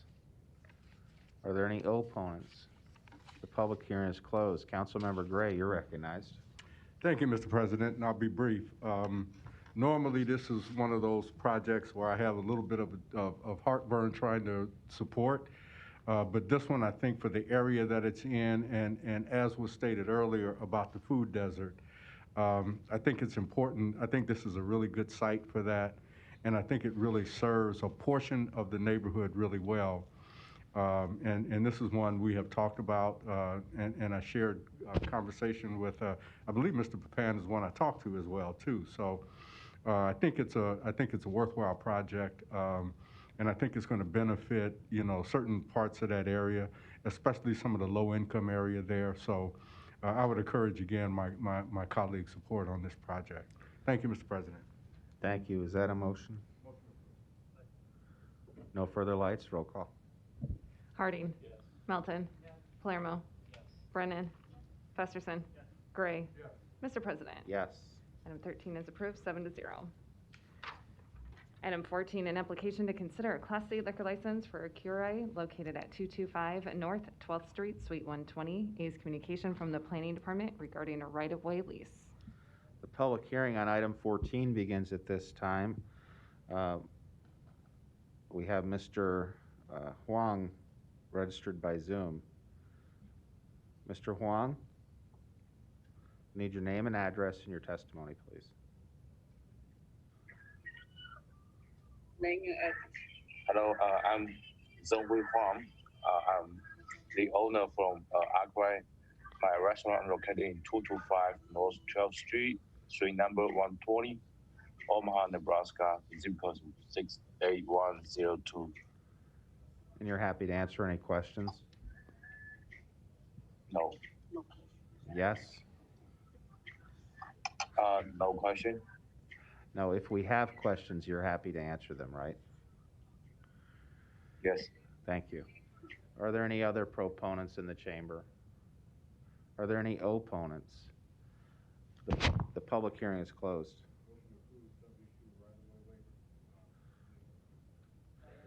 We have a motion to approve in a second, subject to obtaining a right-of-way lease from the City of Omaha.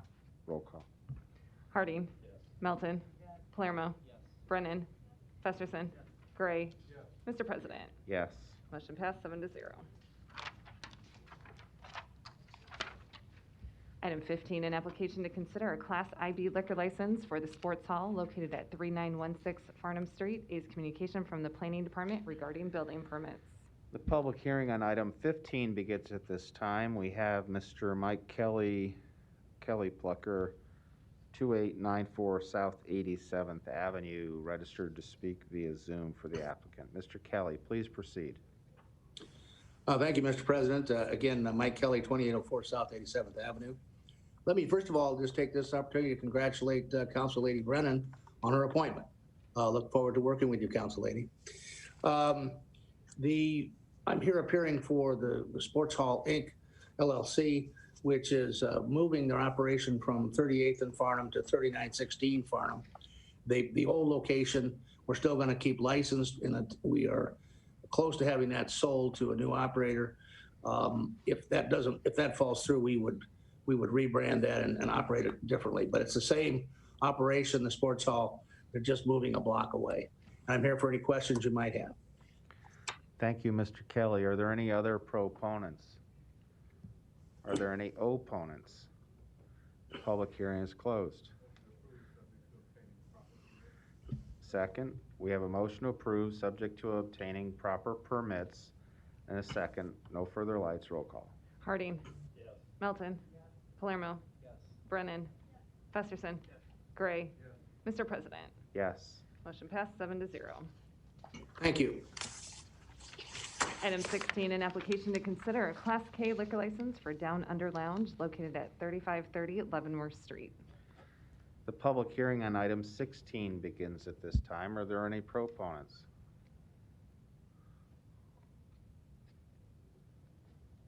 John Nozel, owner of the Down Under Lounge, 1109 North 49th Street, Omaha, Nebraska, 68132. Available for questions. Thank you. Are there any other proponents? Are there any opponents? The public hearing is closed. Is it subject to waiving Rule 7? Is that the same with your second? Okay, this takes 5 votes. No further lights. Roll call. Harding. Melton. Palermo. Brennan. Festerson. Gray. Mr. President. Yes. Motion passed 7-0. Consent agenda. Any member of the City Council may cause any item placed on the consent agenda to be removed. Items removed from the consent agenda shall be taken up by the City Council immediately following the consent agenda in the order in which they were removed, unless otherwise provided by the City Council Rules of Order. The public hearing on agenda items 17 and 18 were held on December 22, 2020. Council Vice President Palermo, you're recognized. Yes, Mr. President, I'd like to remove agenda item 18, please. Agenda 18 is removed. Is there a motion on item 17? Second. Roll call. Harding. Melton. Palermo. Yes. Brennan. Festerson. Gray. Mr. President. Yes. Item 17 is approved, 7-0. Vice President Palermo, you're recognized on item 18. Thank you, Mr. President.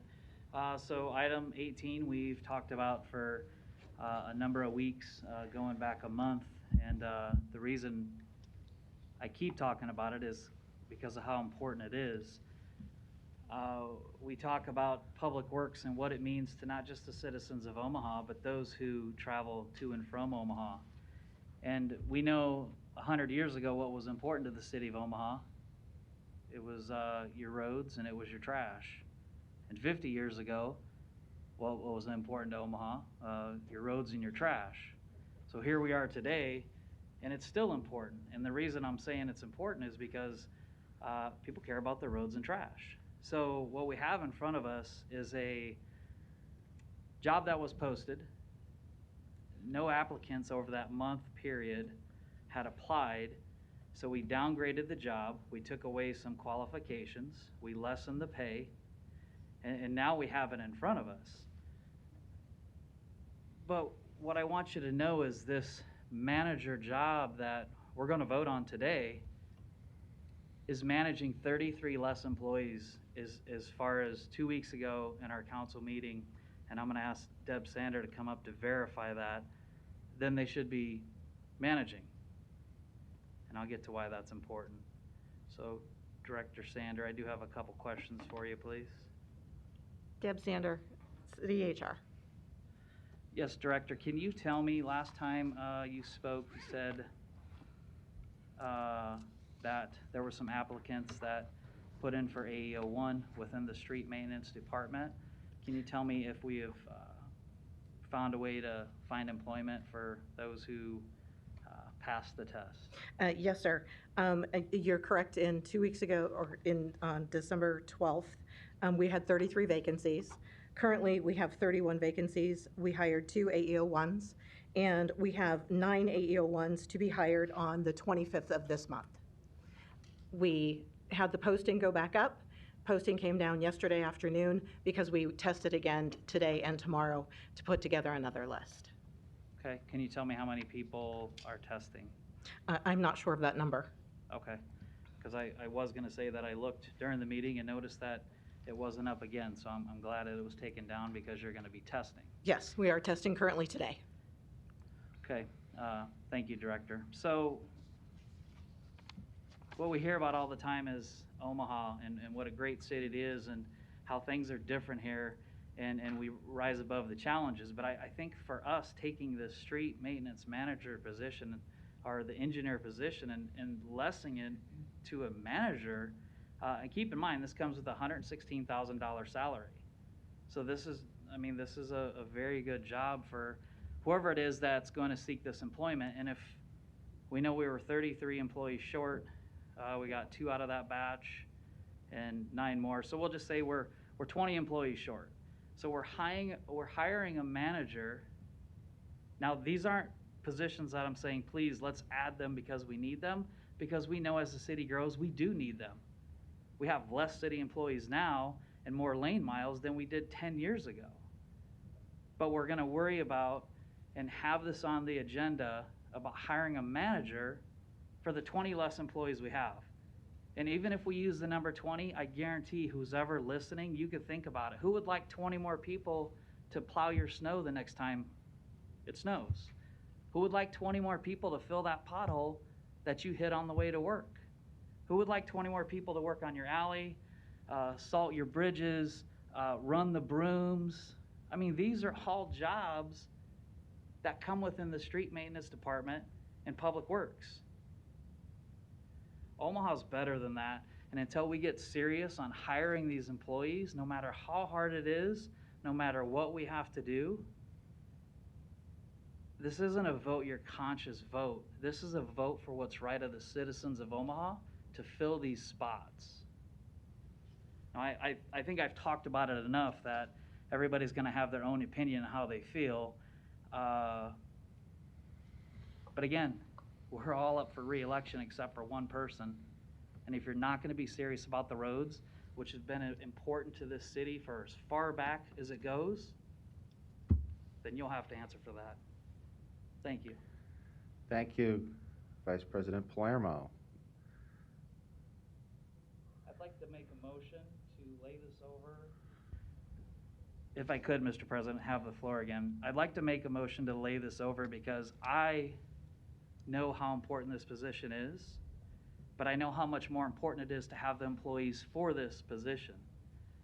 So I'd like to lay it over for a month to see how many more employees we can possibly hire, because this isn't where city services are suffering. Somebody's doing this job now, and maybe the person who's doing this job is actually doing the job and getting paid a higher salary because maybe they're working out of class as an engineer. I don't know. But no city services will suffer while we wait and show how important it is to fill these spots. So I'd like to make a motion to lay this over for 1 month. The clerk provided a calendar advising us we have availability for February 9 or February 23 on your motion, which is for purposes of forming your motion. Which are you choosing? Let's go February 23rd. That way, just in case there's a chance to post this again, to have possibly more people apply for it. Again, no city services will suffer, but what we will do is show how important it is to fill these jobs for pothole and concrete and snow plowing, those basic city services that we all expect. Thank you, Vice President Palermo. Councilmember Melton, you're recognized. Oh, thank you. Ms. Sanders, can I call you back up real quick? I just wanted to give you the opportunity. It made it sound like you're not filling open positions or that somehow you're failing the citizens of Omaha. And I know you've done a lot of work. Can you please explain how you've attempted to try and fill these positions? You've kept it open.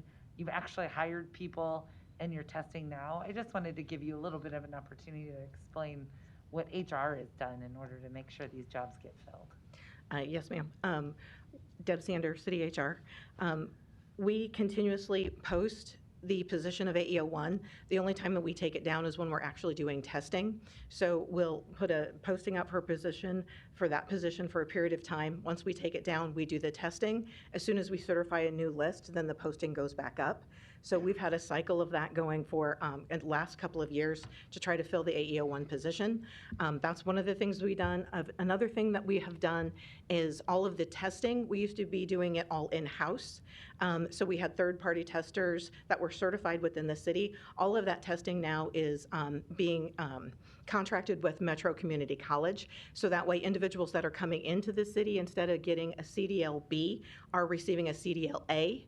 So then that way it gives them more opportunity to advance within the city. One of the reasons why we were lower on AEO1s is because we had a round of promotions to MR2, AEO2, and AEO3. So of course we're pulling from within our own candidates to do that.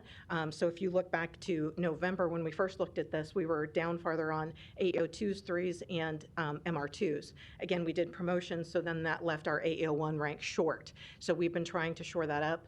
And again, we do have positions open there, but we will be hiring 9 people. We have 9 people confirmed for the 25th of January. And as soon as this list is certified, then we will start the interview process in the streets department again to hire as many people as we can that pass the test. The other thing that you may have heard, or I don't know if anybody listens to Marketplace, one of the things that we've seen across the United States, in January of last year, the drug testing went national. So you have to be registered. What we got a lot of was individuals who would have a positive drug test in Iowa would come to work in Nebraska, or Nebraska and Iowa, vice versa, many other neighboring states. Now one of the things that you see is everyone has to register nationally. So if you were drug tested in Iowa and you can't just come over to a different state with a clean slate, all of that is interconnected. So that's another thing that we're running into is positive drug tests that we cannot avoid per DOT. Okay. And so how many open positions, how many positions are there total? Do you know? Budgeted in the streets department for snow removal, there are, for the 2021 budget, there are 185 positions that are budgeted. And as of the 12/26 data, we have 154 of them that are filled. So we you have have, 100, so 100, out of 186, you have 154 filled, you have 9 more people hired, and then that'll go back up again? correct, yes. Right, so we have currently 31 vacancies with 9 people to be hired on 125.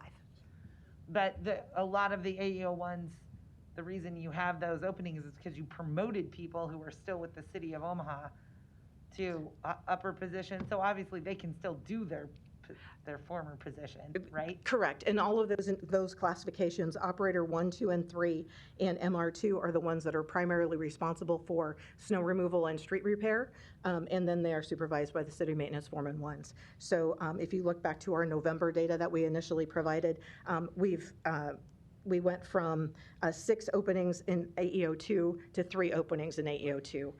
We went from 7 positions, maintenance repair, open to 6. So we have promoted some people. Okay, all right. And I mean, I think that's good. I'm glad that we've got 8. That should actually help you in recruiting, because it shows that you're, not only are you getting them better CDLs, getting them the A, but then you're also promoting them so that they can make more money in the future. So I think what you're doing is exactly what you should be doing to help that recruitment process, and then promoting from that group that you have.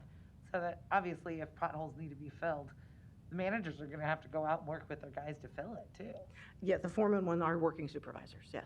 Okay, thank you very much, I appreciate it. Thank you, Councilmember Melton. Councilmember Festerson, you're recognized. Thanks, Mr. President.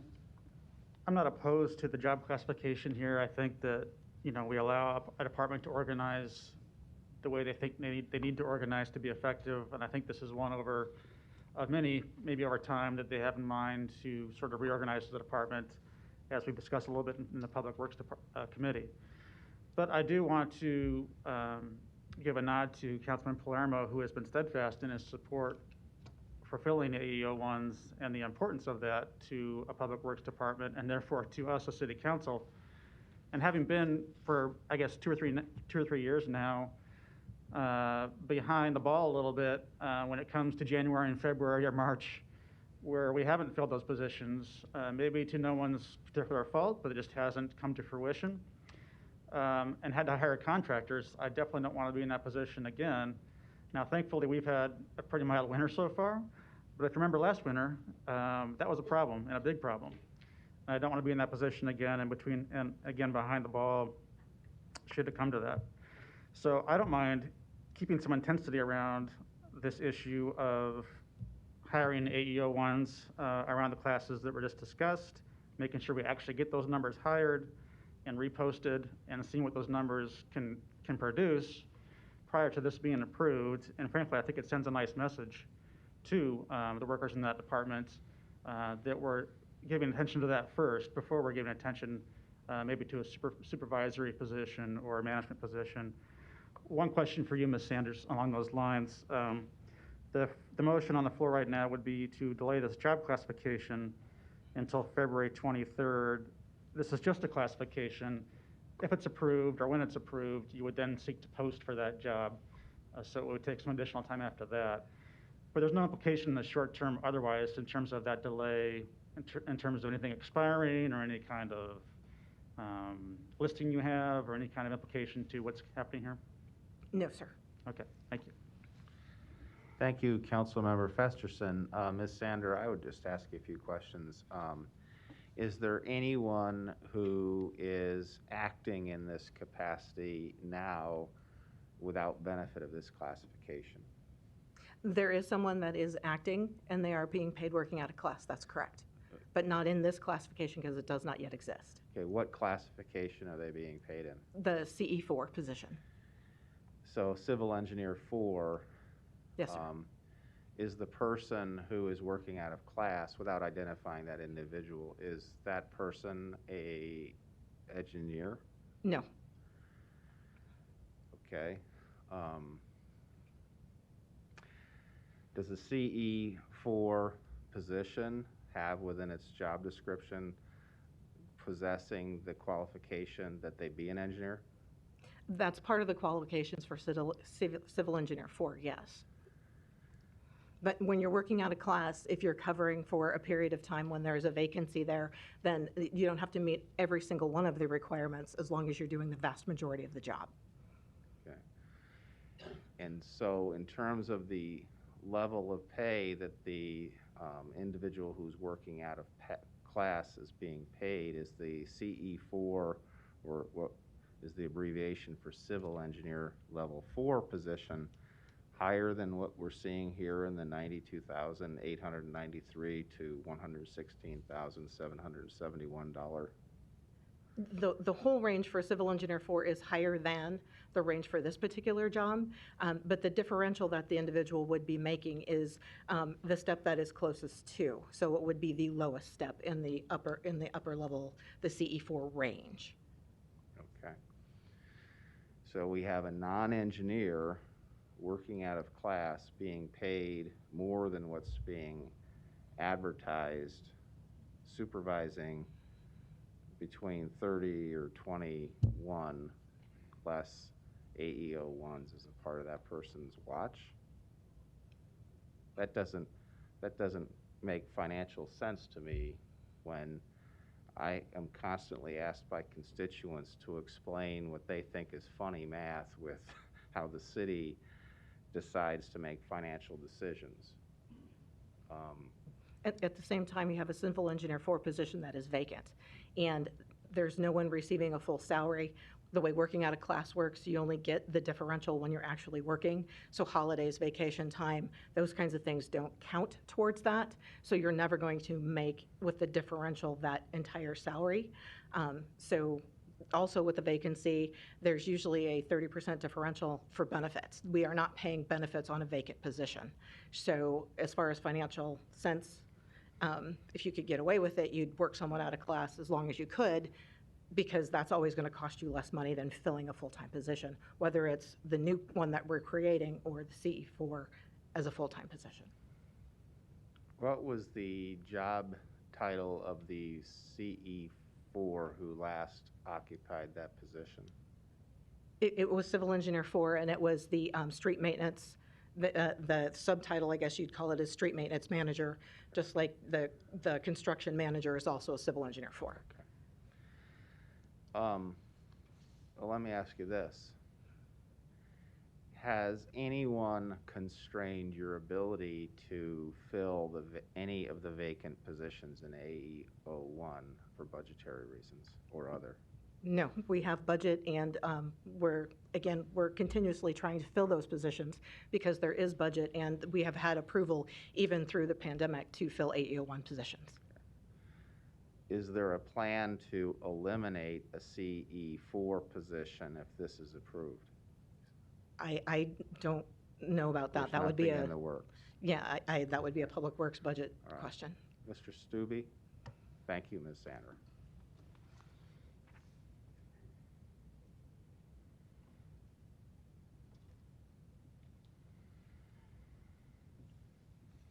Bob Stubbe, Public Works. Who is the individual working out of class in this position, CE4? He currently is a superintendent, I believe is the title. Okay. So maybe just to go back a little bit with regard to the history. So we had a street maintenance engineer that had left the city. The city posted for a street maintenance engineer, which gets paid the CE4 class of wage. That particular opening, we got some applicants, none of them were qualified. That's when we kind of stepped back and said, how are we going to fill that particular position? And I think that's when HR and Public Works went out and looked at other communities to see what they were doing.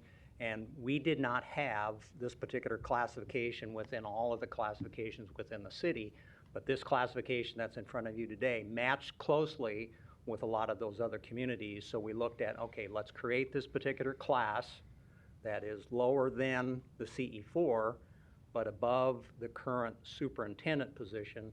And the intent would be then is to go out and openly competitive, post this particular position to see if we get applicants for this particular job.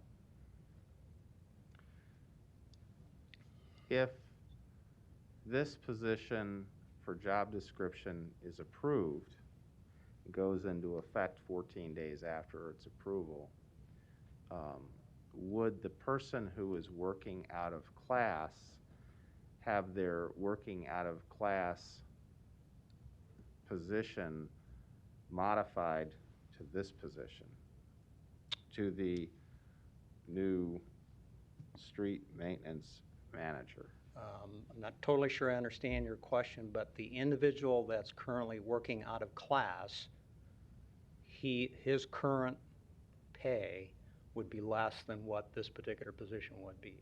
So he, along with anybody else, would have the ability, once this position get posted, to then apply for this particular posting and be an applicant for the position. And that was another question I was going to ask you, but my question is, the person who is a superintendent working out of class as a CE4 presently, would that person continue on as a CE4 until this position would be filled? Or would that change to a street maintenance manager? He would continue to be paid out of class until... In what capacity, though? As kind of the supervisor of street maintenance. At the level of pay of a CE4 or of a street maintenance manager? Once the position exists, then it would be adjusted to this position's salary.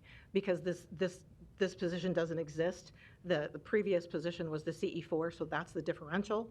And then once this position exists, the differential would be to this position that we're trying to fill, that there would be a vacancy for. Okay. Am I making sense? Yes, you are. Okay. Perfect. Thank you. So that's why we have HR directors, Mr. That's why we have HR. Okay. Thank you. You're welcome. Well, this is an interesting situation because, you know, on the one hand, the longer we wait to decide whether to approve this position, we have someone who's not an engineer working in an engineer's position that's somehow been approved. For how long or under what circumstances, I'm not going to put Mr. Kuzi on the spot today. That would be unfair. He has a team that could give us an answer to that, and we may just do that. But you know, I have said for the last few years that I am really uncomfortable with the level of service provided in the spring by the city and in terms of pothole patrol, and my displeasure with resorting to having to use expensive contractors because we have so many vacant AE01 positions. And I suspect, in addition to having been a former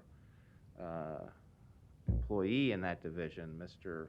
Palermo's passion comes from the condition that he sees in the streets in his district that drives these issues. And I respect that. I respect that more than worrying about a 1-month layover to assess what are we doing to improve the circumstances that then lead more people to apply for and be hired by the city in these positions.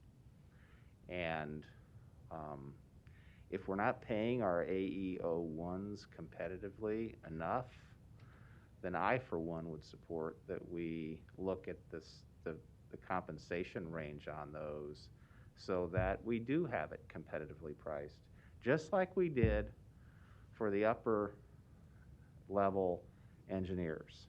And they came to us, I think it was Mr. Fitzer, and said, listen, we can't compete for engineers. We're short of engineers. We need engineers. We have all of these demands of engineers, and we can't compete. And so we changed that. And he has been able to hire engineers. And, you know, as the city's engineer, if he's telling me they're not competitive, I believe him. I take him at his word on that. And hopefully by doing what we did, we address that. But I don't understand when we have as gaping of a hole, a need, the size of which I think is going to continue to grow, because let's just assume that this is approved, the person working out of class happens to be the only one applies, and Public Works says, okay, this person's good enough for us, regardless of what anyone else thinks about him, and we think he or she will do a good job, and they put that person in a position. Then there's another backfilling, who's going to be the superintendent, and then who's going to move up to the higher level foreman, and who's going to push up, and that's going to create at least one more vacancy at the bottom of the ladder. So the situation here isn't improving, and I think this layover request will allow us to really get serious about what are we going to do, knowing we're coming into the spring, knowing it's pothole season soon. Because I'm going to tell you, like I said last year, I am not going to vote to use contractors to fill potholes when we should be employing the people to do that in this city. And we can do it for a lot more affordable rates, a lot more efficiently by professionals with people who know how to do it or trained how to do it, and that's a big part of all they do. And so I'll be supporting the layover for this time. But I think, given what we've learned about we're actually paying this person more than we could be, it's not going to be for too long. Because I've shared with Mr. Fitzer and maybe even Mr. Stubbe is that maybe in what this person does in this position in a former life as chairman of the Public Works Committee, maybe we need someone who's not a manager, but more of a strategic person in terms of here's what we need to do, and here's how we're going to do it, and here's the allocation of people to do it. You know, I don't necessarily think you have to be an engineer to do that, so I support them in that vision, and I've told them that before. But I don't necessarily think that 1 month wait is to address this other issue and have more of a plan in place is a bad idea. So, Councilmember Harding, you're recognized. Thank you, Mr. President.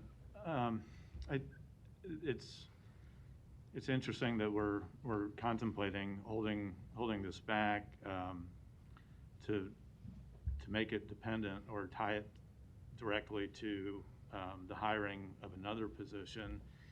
I don't want to be in the same situation for the filling of this position if it's approved, because we've delayed it by another month or so. But I've heard the director say that it's not going to negatively impact that, at least at this point. I would get concerned if we're doing it any longer, and I understand Councilman Palermo has asked for Vice President Palermo has asked for the layover, so I will support it for this time. But I think it's interesting that we're going to put ourselves in the same position. It's to maybe get behind the 8 ball when we're looking to hire for this position.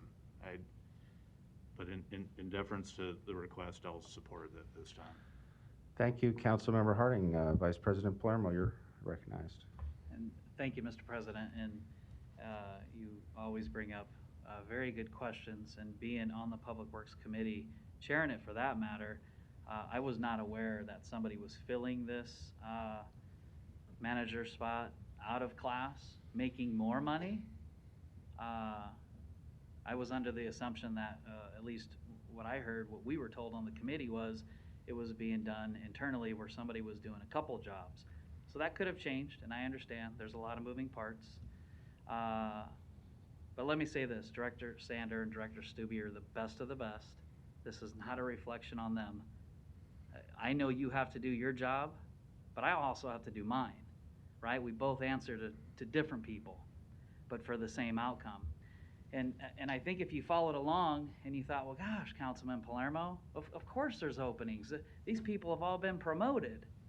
That's just not the truth. Some people have got promotions, and that's great, because that's how it should be. But many people have transferred out.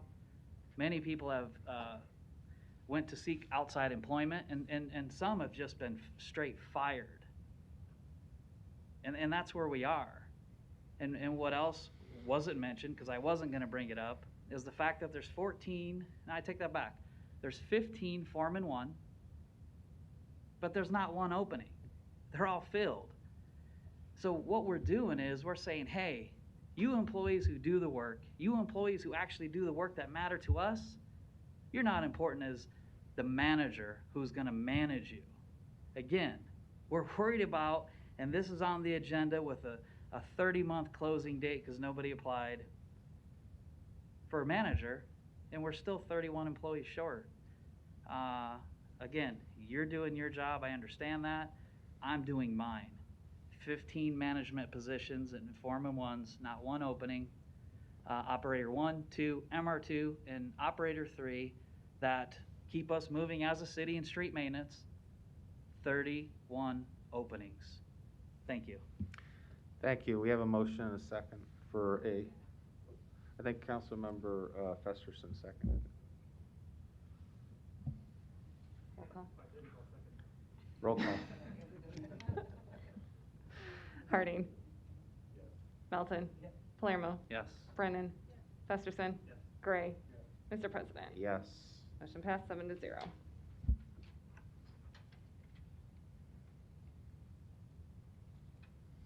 The public hearings on agenda items 19 through 43 are today. If you wish to address the City Council regarding these items, please come to the microphone or wait if you're on Zoom till we call on you. Indicate the agenda item number you wish to address. Identify yourself by your name, address, who you represent, if you are a proponent or opponent, and then provide your testimony. Is there anyone in the council chamber wishing to speak on any item on the consent agenda? Welcome. Matthew Lamar, 4827 Pierce Street, Omaha. I'm speaking on item 42, and I'm speaking in opposition to item 42. Item number 42 grants the Omaha Police Department money from the Drug Enforcement Agency to further crack down on the use and possession of cannabis in the city of Omaha. This grant is not merely intended to stop the sale, distribution, or interstate movement of cannabis, but the DEA's grant specifically directs the Omaha Police Department to, quote, gather and report intelligence data relation to the possession of cannabis and to, quote, make arrests under controlled substance laws. These funds are explicitly intended to target and arrest nonviolent users of cannabis. At a time when our prison systems in Nebraska is overflowing and our city and state are still facing the brutal reality of a two-tiered criminal justice system, we should not be providing funds to arrest nonviolent drug users. It is far past time for cannabis to be legalized both in our state and across the country. Thankfully, there was a petition drive to put the question of the legalization of cannabis before the people of Nebraska in 2022. In the meantime, I would strongly encourage you to reject any funding which is specifically intended to arrest nonviolent cannabis users, which will further exacerbate the problems of our overcrowded prisons and has the potential to ruin the lives of countless nonviolent drug users. Thank you. Thank you, Mr. Lamar. Are there any other proponents or opponents in the chamber wishing to speak on the consent agenda resolutions? Seeing none, we'll now move to the Zoom registrants. First, we have Sarah Johnson, 2316 North 52nd Street. Ms. Johnson, welcome. Thank you. Again, my name is Sarah Johnson, 2316 North 52nd Street, and I'm here today to speak regarding items 40 through 42, allocating over $72,000 to the Omaha Police Department. I think they'd ideally be pulled from the consent agenda for further discussion. Item 40 is for a contract with Lexipol for training. I looked at their policeoneacademy.com website, and while they don't address white supremacy specifically, even under their terrorism segment, they do have an entire section dedicated to motivation and humor.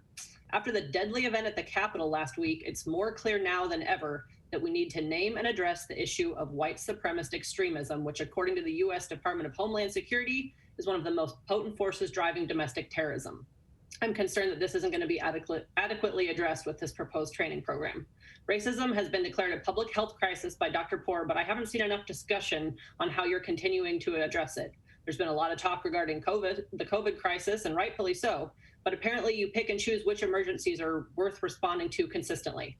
So if we're spending more and more money on police training, we need to make sure it's specifically addressing the growing prevalence of these racist white power groups, including the Proud Boys, which showed up at both the insurrection last week and at this summer's Back the Blue rally right here in Omaha.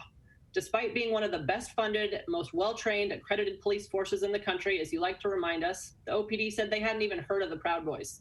How can that be?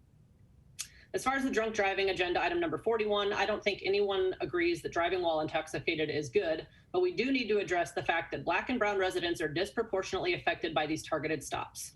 I shouldn't have to remind you that Kenneth Jones had less than 2 minutes to realize this fact before he was killed by an officer a few months ago during a traffic stop. Yes, he was intoxicated and impaired his decision-making ability. He ended up dead. How are we to believe officers will react without deadly force the next time they encounter someone in this state? Is this funding really going to help?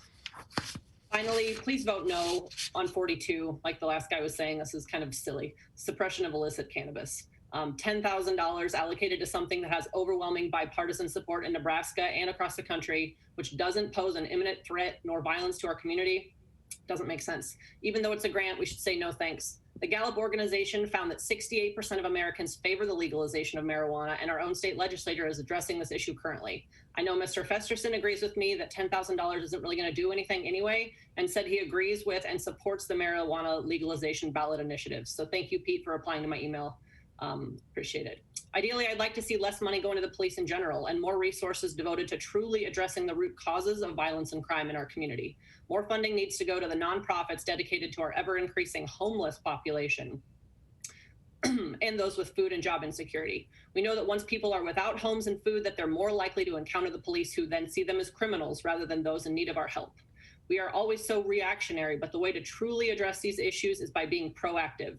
Douglas County is actually doing some good work in this regard by looking at policing alternatives like the Cahoots program that has seen great success in Oregon. I'd really like to see the city partner with the county on these types of initiatives and implement something similar here. They're also allocating significant funding to community organizations doing important work around food and housing insecurity.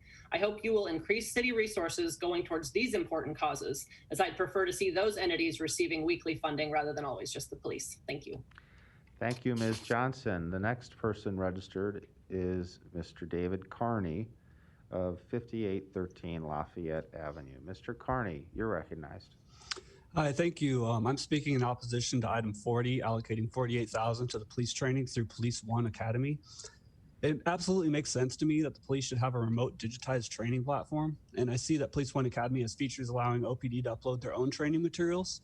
That seems like a useful service, but what I'm concerned about are the contents inside the training material they provide. I'm going to focus on one trainer since I was already familiar with his body of work. Included in the training provided by Police One Academy are lessons from Dave Grossman. Yesterday, I sent an email with links to his videos and the articles I'll be citing. In a conversation with an OPD officer last year, he called me a sheep and himself a sheepdog, language that is directly referencing Grossman's training called The Sheep, the Wolf, and the Sheepdog. So I suspect that this is training that OPD is already implementing. I'd like Omaha to join Minneapolis, who has stopped city-funded warrior culture-style training, and I'd like to share some thoughts from the conversation that happened around that when Minneapolis implemented it. The Minneapolis mayor, Jacob Frey, said, quote, "Fear-based trainings violate the values at the very heart of community policing. When you're conditioned to believe that every person encountered poses a threat to your existence, you simply cannot be expected to build out meaningful relationships with those same people," end quote. Frey specifically mentioned the classes taught to police in Minnesota and the rest of the country by Dave Grossman. Grossman is the author of On Killing, the Psychological Cost to Learning to Kill in War and Society, a book that promotes the training of a theory he calls killology that promotes the mindset needed to take human life. Retired Minneapolis Police Sergeant Michael Quinn, a former trainer at the Minneapolis Police Academy, told NBC that courses like killology instill a dangerous mindset. Quote, "You end up with this hyper-vigilant mode all the time. If you fear for your life on every little startling moment in this job, you're in the wrong job," end quote. Police Academy 1 is offering these problematic courses that they're referencing, along with another one that advocates for citizens to conceal carry in schools, and I'm not really sure why that's included in police training. Seems like a policy matter. The UNL criminal justice professor Samuel Walker, an expert in police accountability, said in 2017 to Mother Jones, "The bulletproof warrior approach is okay for Green Berets, but unacceptable for domestic policing. The best police chiefs in this country don't want anything to do with this," end quote.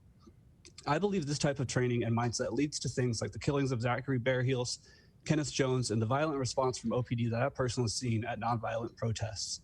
In his video, The Sheep, the Wolf, and the Sheepdog, Grossman says, quote, "Many people will tell you in private, one-on-one, that when I've had to shoot the bad guy, it was the culminating achievement of a lifetime of preparation. It was the ultimate achievement of my lifetime," end quote. When cops are violently arresting bad guys for marching in the street, I don't want them having training that the best point in their life is going to be killing someone. Please vote no on this and ban warrior culture style training before approving any more money spent towards police training programs. Otherwise, you're giving your consent to this type of training. Thank you. Thank you. At this time, the public hearing is closed. Councilmember Festerson, Councilmember Gray, you're first in the queue. Thank you, Mr. President. First of all, I would like to remove item 42 from the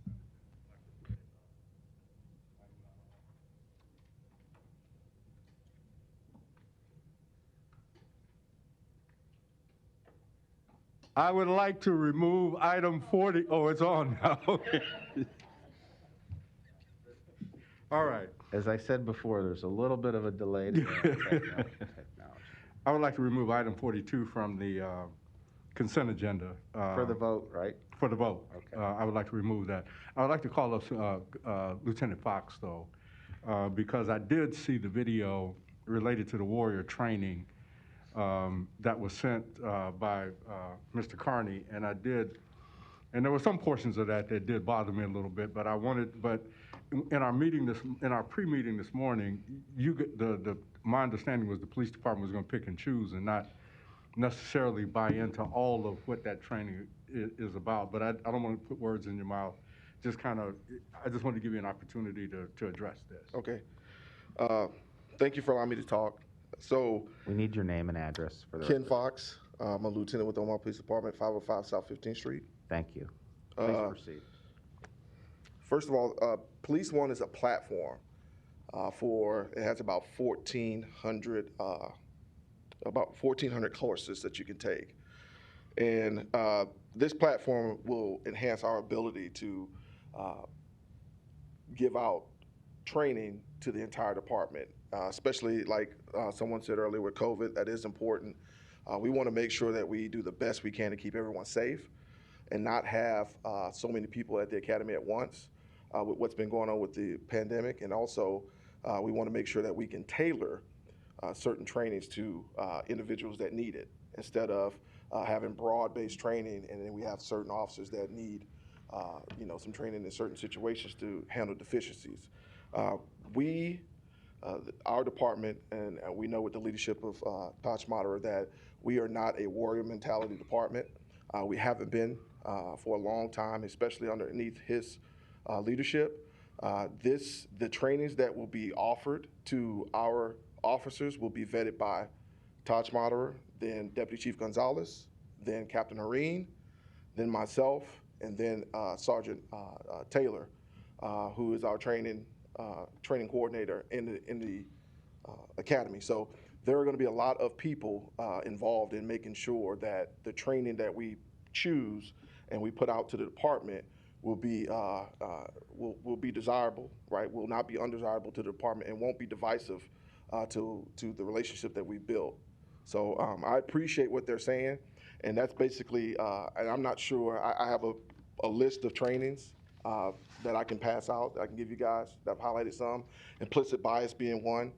That's very important. They have a bunch of community-based trainings on there, anti-bias training, de-escalation training. So there's a lot of things that the citizens have been calling for, and also the state, being on the cusp of having, upping our continuing education from, I believe, from 20 to, I believe, 40 is kind of what's happening or what's going to happen. This would be a great way for us to not bring in 900 officers off the street multiple times. We're already having a hard time with the 20 hours. So this will be a great opportunity for us to continue to have officers on the street and handling service calls and being in our communities versus trying to figure out how we get them to the academy. And then again, like I said, COVID earlier. So these trainings are going to be vetted by, as I said before, a lot of individuals that are decision makers and leaders in our department. We would never promote, training that would not be, progressive in our relationships that we have with the community. Thank you, Lieutenant. I just I wanted you to have an opportunity to, to address what this is. I will be supportive of items 40 and 41. I will not be supportive of item 42 for a number of reasons. And one has to do with the number of individuals of color who are languishing in jails behind this foolishness that relates to marijuana. We're talking about even building another jail, which is I am absolutely opposed to. But for me, I think this training is necessary and good. I also agree with 41, but 42 I won't be supporting. That's why I asked to take it off of the agenda. Thank you, Mr. President. Thank you, Councilmember Gray. Councilmember Festerson, you're recognized. Thanks, Mr. President. Just a few follow-up questions for you there too, Lieutenant Fox, on 40, 41, and 42. I do think that's a reasonable explanation you gave over the online training and that subscription, and we talked about it this morning at length too. The one other question I received about it that also was answered this morning that perhaps you can confirm is that the $47,000 is not in addition to the police department's budget, but is part of the current budget of the police department. Yes, sir. All right, thank you. That's my understanding too. And then on 41 and 42, those amounts are so small, they wouldn't normally even appear on our agenda. But I think the reason why they do is because they straddle more than one calendar year in terms of that grant award. And as we discussed this morning, they aren't funding new initiatives, but they do, I think, defray costs of some things the police department is already doing, in particular overtime costs. And as was discussed, the drunk driving operation, I think, does have some merit, but I do share some of Councilman Gray's concerns about number 42. Can you talk a little bit more about the explanation I was given was this would defray some police overtime costs as it applies to what the department is already doing on I-80 with the K-9 unit and presumably large shipments of drugs that are going up and down the interstate, which does happen. But that's very different than the language that was just cited by Mr. Lamar's that I do find a bit concerning. Can you explain the difference there? I absolutely cannot. That's not my department, so I actually have no knowledge of that. I'm a training commander, so I'm here to speak on 40. I apologize. No problem. I don't want to give you any bad information. Yeah, I don't want to put you on the spot either. And I know sometimes grant language can be very detailed and sometimes doesn't always reflect what the money is actually used for in broad categories. But I do share Councilman Gray's concern on that item. I don't see any other lights. We did remove number 42 from consent. I would move to approve 19 through 41 and 43. We have a motion, a second. I just have a couple of questions. We usually have Captain Reyes here who can explain this, or the city's grant coordinator. I don't see either of them here today. In terms of what I was told as well, on item number for the interdiction on item number 42, we were told this morning at pre-council this was only for I-80 drug interdiction in terms of interstate transportation of drugs, including marijuana, that was for interdiction. And I don't see anyone here to confirm that on the record. And then hearing what Mr. Lamar was reading from the grant, I think I'd like an explanation of that. Because as it stands today, when that one comes up, I might be inclined to, from what I just heard from in the app, and I'm trying to pull it up here, but I'm trying to run the meeting as well. I'm concerned with that. In terms of the educational component, in reading between the lines of what you were saying, but not hearing you actually say it, but I'd like you to confirm on the record, there's no online content that you or Chief Schmatter or Captain Hareen are going to approve on this killology stuff, right? Absolutely. Yeah. Absolutely. That's not something that we teach in the academy. I'm the training commander. Before being promoted to lieutenant, I was the training sergeant. So I handled the recruits going through the academy process. We have never taught that type of language. We've never used that language, and we haven't taught that in our academy. Okay. Well, on the other item for 42, which will have a separate vote, I think you were also present when Captain Reyes spoke this morning, and I was outside the room, okay. so I didn't hear him. I didn't hear him speak. I apologize. Captain Hareen, would you come down? No, that's not Captain. That's not Captain Hareen. You look like Captain Hareen from 30 yards. Sorry about that. That just shows you how eyewitnesses are not reliable. Coming from a lawyer. Okay, well, I will state for the record to my constituent who lives down the hill from me that we were told this morning by Captain Reyes, who asked us to approve this. This is only for the I-80 interdiction work. When you're driving on the interstate, you see the K-9 unit. This is all they're intending to use that for, not to be going into our local streets and using this for that. So I know Mr. Reyes, or Captain Reyes, Central Eagle grad himself, had it emblazoned on him. I take him as a man of his word and a man of integrity, and that he wouldn't misrepresent that. So for item 42, with that representation, that's why I support that item. Thank you. We have some more lights. Mr. Kuzi, did you have your light on? Okay, we can turn that off. Mr. Festerson, you're recognized. It's on now. Oh, only to say that in my other job as the city prosecutor, I can tell you that on item 42, the $10,000 is towards I-80 interstate interdiction work. It's not involving looking for low user amounts of marijuana. These are for people in state and out of state who are driving along I-80 who get found with voluminous amounts of marijuana. With regard to some of the language that's contained within the application and in the resolution, that was simply plucked. That's the language that the DOJ, the Department of Justice, and the Drug Enforcement Agency chooses to use. Those were not the words that the city put into the resolution. That was lifted from the grant language itself. So to the extent that that helps the council, I thought I would chime in. Thank you. Councilmember Gray, your light is on. Yes, thank you, Mr. President. You know,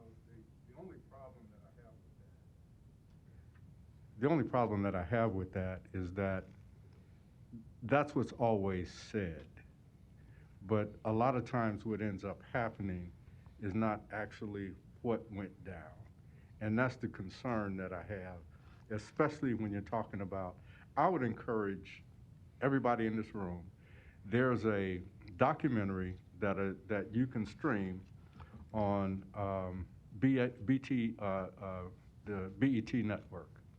And I would encourage people to watch this 2-hour documentary called Smoke, Blacks in America. I think you ought to, I think it would be a good thing for us to look at because a lot of what my concern has to do with what we say and then what really ends up actually happening. And this marijuana thing has been so detrimental to black and brown people across this country and in this city that I'm just not willing to do it at this point. I just won't. And I'm not encouraging anybody to vote differently or vote just vote your conscience.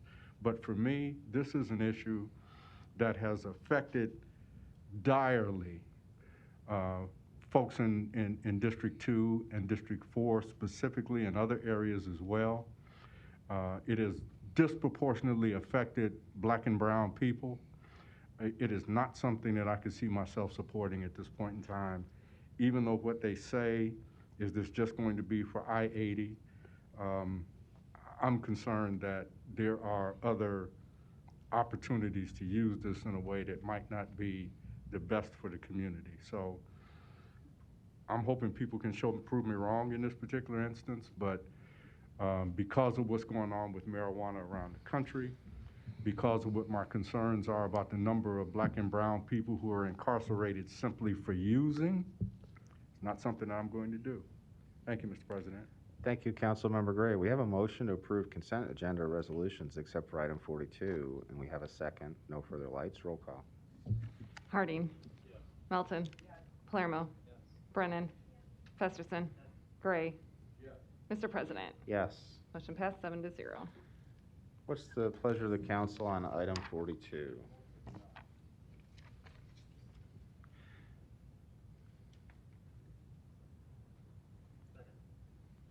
We have a motion, a second to deny. No further lights. Roll call. Harding. Melton. Palermo. Brennan. Festerson. Gray. Mr. President. No. Motion failed 3-4. Is there an alternative motion? Roll call. Harding. Melton. Palermo. Brennan. No. Oh, sorry. Festerson. Gray. Mr. President. Yes. Motion passed 4-3. Item 44, an ordinance to transfer a permanent easement and land to MUD to relocate facilities located near South 68th Street between Mercy Road and West Center Road. The public hearing on item 44 begins at this time. Are there any proponents? Are there any opponents? The public hearing is closed. Item 45, an ordinance approving the issuance of a purchase order to Dale's Trash Service, Inc. for trash collection services for a 3-year price agreement totaling $346,923. The public hearing on item 45 begins at this time. Are there any proponents or opponents? The public hearing is closed. Item 46, an ordinance to accept the bid from Tab Construction for the Omaha Traffic Maintenance Facility Site Improvements Phase 1 project in the amount of $279,799.53. The public hearing on item 46 begins at this time. Are there any proponents or opponents? Public hearing is closed. Item 47, an ordinance to accept the bid of Abe's Trash Service, Inc. at a total cost of $21,138 to provide rubbish container services for the Omaha Fire Department. The public hearing on item 47 begins at this time. Are there any proponents? Are there any opponents? The public hearing is closed. Item 48, an ordinance to approve an interlocal agreement with the City of Papillion to administer portions of the City of Papillion Clean Energy Assessment District and PACE program. The public hearing on item 48 begins at this time. Are there any proponents or opponents? Public hearing is closed. Item 49, DPS LLC appeals the rejection of their bid from December 2nd, 2020 for the 2021 Major Street ADA curb ramps. Madam Clerk, can we consider both DPS appeals? I will defer to the Law Department, but my guess is no. Ryan is here. Ryan is here, Okay. but the answer is no. Yeah. Okay, we'll take up item 49 at this time. Is there a representative from DPS LLC, who wants to come up, identify yourself and the basis of your appeal? Hi, my name is Jason Armstrong, DPS 3704 L Street. I guess the basis for the appeal, we're a Tier 1 contractor with the City of Omaha, and the EEIP program involves inclusion of Tier 1 contractors into the program. So we did 4 bids that particular day. 2 of them were under $500,000, 2 were over. The 2 that were under didn't have to have the EEIP paperwork filled out. The 2 that are over were required to. I was under the understanding that since we were a Tier 1 contractor and 100% of the funds were going to a Tier 1 contractor, that we didn't have to fill out the paperwork. Then we got a letter dated December 14th, 2 letters, one for each OPW number, showing that our bids were rejected because the EEIP wasn't turned in. So those were dated December 14th. We received them December 16th. We turned in our EEIP paperwork December 17th. Whether that's overturned or not overturned, we'll be fine as a contractor. We've done work with the city of Omaha in many facets, and it's just a division of what we do. My concern is that if it's not turned over, that we are taking on these two contracts approximately $40,000 of taxpayer money that they approved a bond on to get work done and spending them with another contractor. And I think it's just a waste of $40,000 of the taxpayers' money. Again, we'll be fine one way or another. We'll bid another project and we'll move forward. It's a kind of a technicality of paperwork and dates, and there was happened to be the renewal time of our tier 1, which we got to renew like every 5 years approximately or so, and it landed in there, and there was just a date of when the paperwork was on the gentleman's desk and when he got it approved. So it's what it is either way. For the last decade or so, we have never failed on a contract for the city. Anything we've done, whether it's snow removal, city sludge haul, street work, sidewalk work, we've been successful. We received this paperwork on December 16th. We addressed it. We had it resolved on December 17th, a day later. It's how we handle everything. We don't let nothing go. We don't let anything slide through the cracks. We handle everything very professionally and do the best job we can. So I'm asking in an appeal on both of these. I don't know if you want me to stay up here separately and state the same thing for both of them. What we can do when we get to the next item is if there's no objection, you can say your name, address, and I incorporate by reference my remarks on the previous item in this item, and then we'll do that if there's no objection, so you don't have to go through it again. But at this time, what we're going to do is bring up Heather Tippy Pierce to explain the city side of the appeal. Sure. So if you could sit down in the second row and have Ms. Tippy Pierce come up. If you could, we're trying to have social distancing. Yeah, second row, please. Thank you. Yep, no worries. And by the way, the city Public Works has always said good things about your work, so.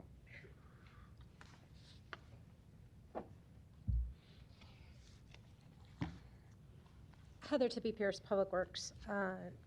As to the EEIP requirement per the council's resolution, all contracts with an engineer's estimate over $500,000 are required to have the EEIP. What we use as kind of the line in the sand is that EEIP should be at least a completed draft version. And in order to socialize that with our bidders, we include that requirement in the instruction to bidders. We provide HR&R's template at the end of that section. We provide additional reference to it in the bid form itself, and we provide a checklist for the bidders that indicates this EEIP requirement. And finally, we include a fly sheet in the submittals section of the bid form that specifically states, please replace this with your draft EEIP. I believe that the instructions are fairly clear as to the bidder's requirements. We did see this in an evaluation of an earlier bid that DPS was not a low bidder on and sent DPS a courtesy notification. There, I believe, was then ensuing conversation between HR&R and DPS. I was reviewing the bids for the December 2nd bid, and that's what this bid is from. And at that time, there was no valid EEIP on file. There was no draft EEIP submitted with the bid, and therefore we kind of forward that what they did submit, which was basically HR&R's template marked not applicable, to HR&R to see if even that could be considered enough. That did not meet HR&R's criterion, so in conjunction with Human Rights and Relations Department, we support this rejection and believe that the appeal should be overturned for consistency and clarity's sake. Thank you. I see no lights, so I'll just take this opportunity to ask Mr. Wiesen to come down and answer a couple questions I have for him.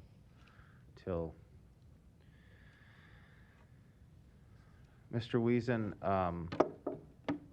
would you identify yourself, please? Ryan Wiesen, Assistant City Attorney.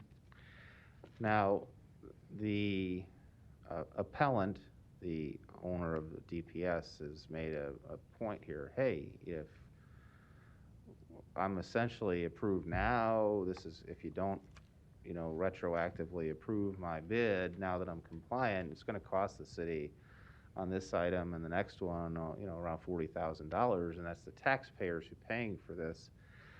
And that is true, right?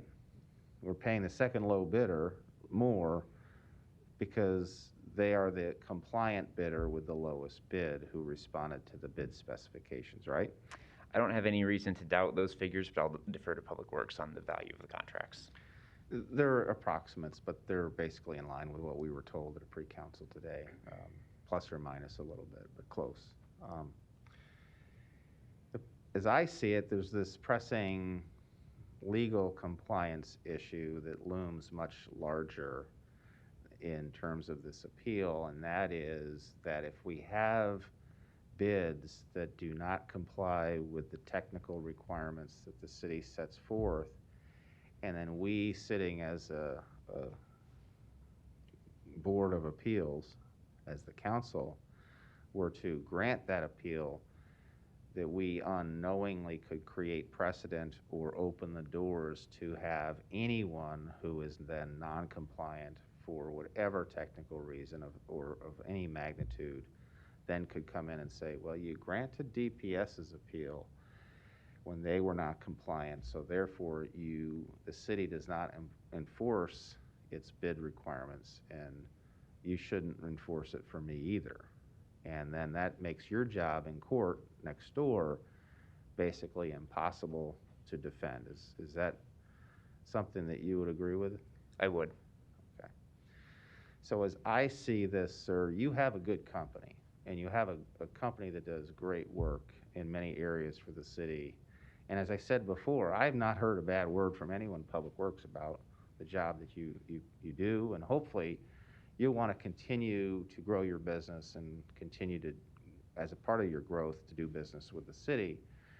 But I believe, based upon what our lawyer is telling us and has told us on other appeals similar to yours, that our hands are essentially tied, and that if we were to make this exception for you, we then open the door with precedent to anyone who appeals cases. And so that's why I'm not in a position to support this. And this has nothing to do with the fact that the lowest responsive, compliant bidder happens to be from my district, because you have a very passionate believer in your business who's to my left, where your business is domiciled. So, and his light's on next. So I'd like to hear from Vice President Palermo. Thank you, Mr. Wiesen. And there we go. Thank you, Mr. President. And you're exactly right. You spelled that out as plain as it can be. We haven't voted yet, but this isn't going to be approved for what you've just heard. So now we got to look at moving forward, because, correct, you're in my district. Your employees live in my district. This is what we do. We support our own, like we support everybody. And the word earlier used by Mrs. Tippy Pierce, I think I remember murky. And it's been murky on a lot of these bids for a while, with just the smallest infraction not being put in place, which sets it up for our city law department just to not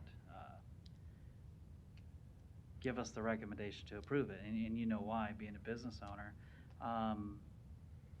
So it shows how in 2021, the need that we need to have in place for an electronic bidding system for everybody. Because we have had so many discussions of how the paragraph reads, and is it they or we or we're, or how do you decipher what this terminology means? And it shouldn't be that way. And it all comes back to something not being included in the bid. So I can't stress how important it is. We need to continue moving forward for this electronic system for everybody's benefit. And if you ask how we're going to pay for it, look at 49, 50, and 51 on today's agenda.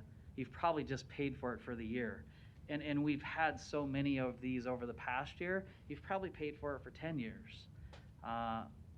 my comments also will apply to 50 and 51. Thank you. Thank you, Councilmember Palerno. We have no further lights. Is there a motion? Can I make another statement? Not unless the council member calls you up, but you're going to come up in a minute anyway, so you can leave it in there. Okay, roll call. Harding. Melton. Palermo. Brennan. Festerson. Gray. Mr. President. Yes. Motion passed 7-0. Item 50, DPS LLC appeals rejection of their bid from December 2nd, 2020 for the 2021 residential concrete curb ramp construction, various locations south of Dodge. Jason Armstrong, DPS 3704 L Street. Totally understand the position you guys are coming from. I get it. There's legalities. I've learned a lesson here. So I've bid contracts with the city of Omaha that are over $500,000. We have been awarded, and there was no EIP involved with them. So this is the first time I've had to deal with it. So moving forward, I will be in a position on these things, but the tables can possibly be turned. Maybe I'm in second place and I'm $100,000 or $200,000 higher than somebody else that didn't know better. The challenge is that comes at the taxpayer's expense. And I understand the legal precedents. I own 5 different businesses, so I understand the decision you have to make. I think it's probably the correct decision, even though I prefer it to go the other way. I live in District 4.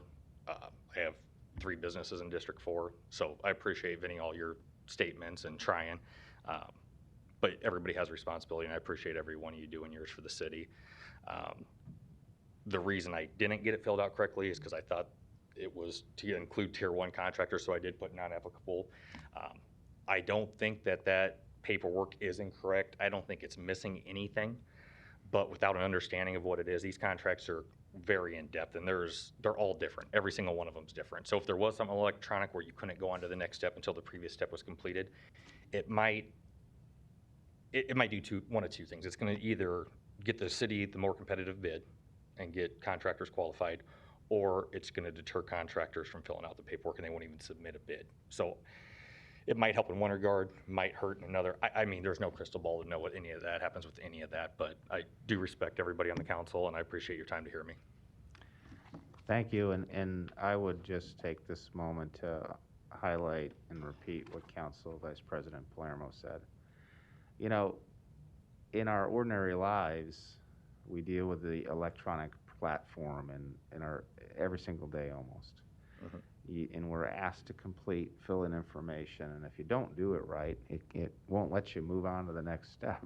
Correct. And I'm so relieved to hear the Public Works Department is moving towards this electronic platform that'll have that kind of set up, because it would never have allowed you to go submit until you would have discovered, hey, I have to do this anyway. And you would have filled out an outline or a detailed plan or a general proposed plan and uploaded it, submitted it, and you would be not here today. Correct. I had my EIP done in less than 12 hours from the time I found the letter. I had it completed, submitted, and then the following day it was approved. So I will be better because of it. As a contractor, I'll be in a better position in the future going forward because of it. And like I said, as a company, we're going to be fine. It is what it is. I hate to see the taxpayers lose $40,000 here and God knows how much there. It seems unfair. When they voted to approve bonds, I don't think that was the taxpayers' intentions. I don't think it's the council's intentions at this point either. But I'm glad to hear at least it's getting addressed in some facet, and everybody's trying. That's all you can do, you know? Thank you. Appreciate it. Is there a motion on item 50? Roll call. Harding. Melton. Palermo. Brennan. Festerson. Gray. Mr. President. Yes.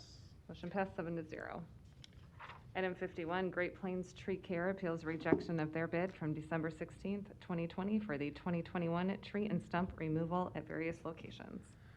I take it you're the representative from Great Plains Tree. Yes, sir. Would you please provide your name and address and the basis for your appeal? My name is Amy Nakai, and it's in Nancy, AKAI, and my address is 19911 Hackberry Drive in Gretna.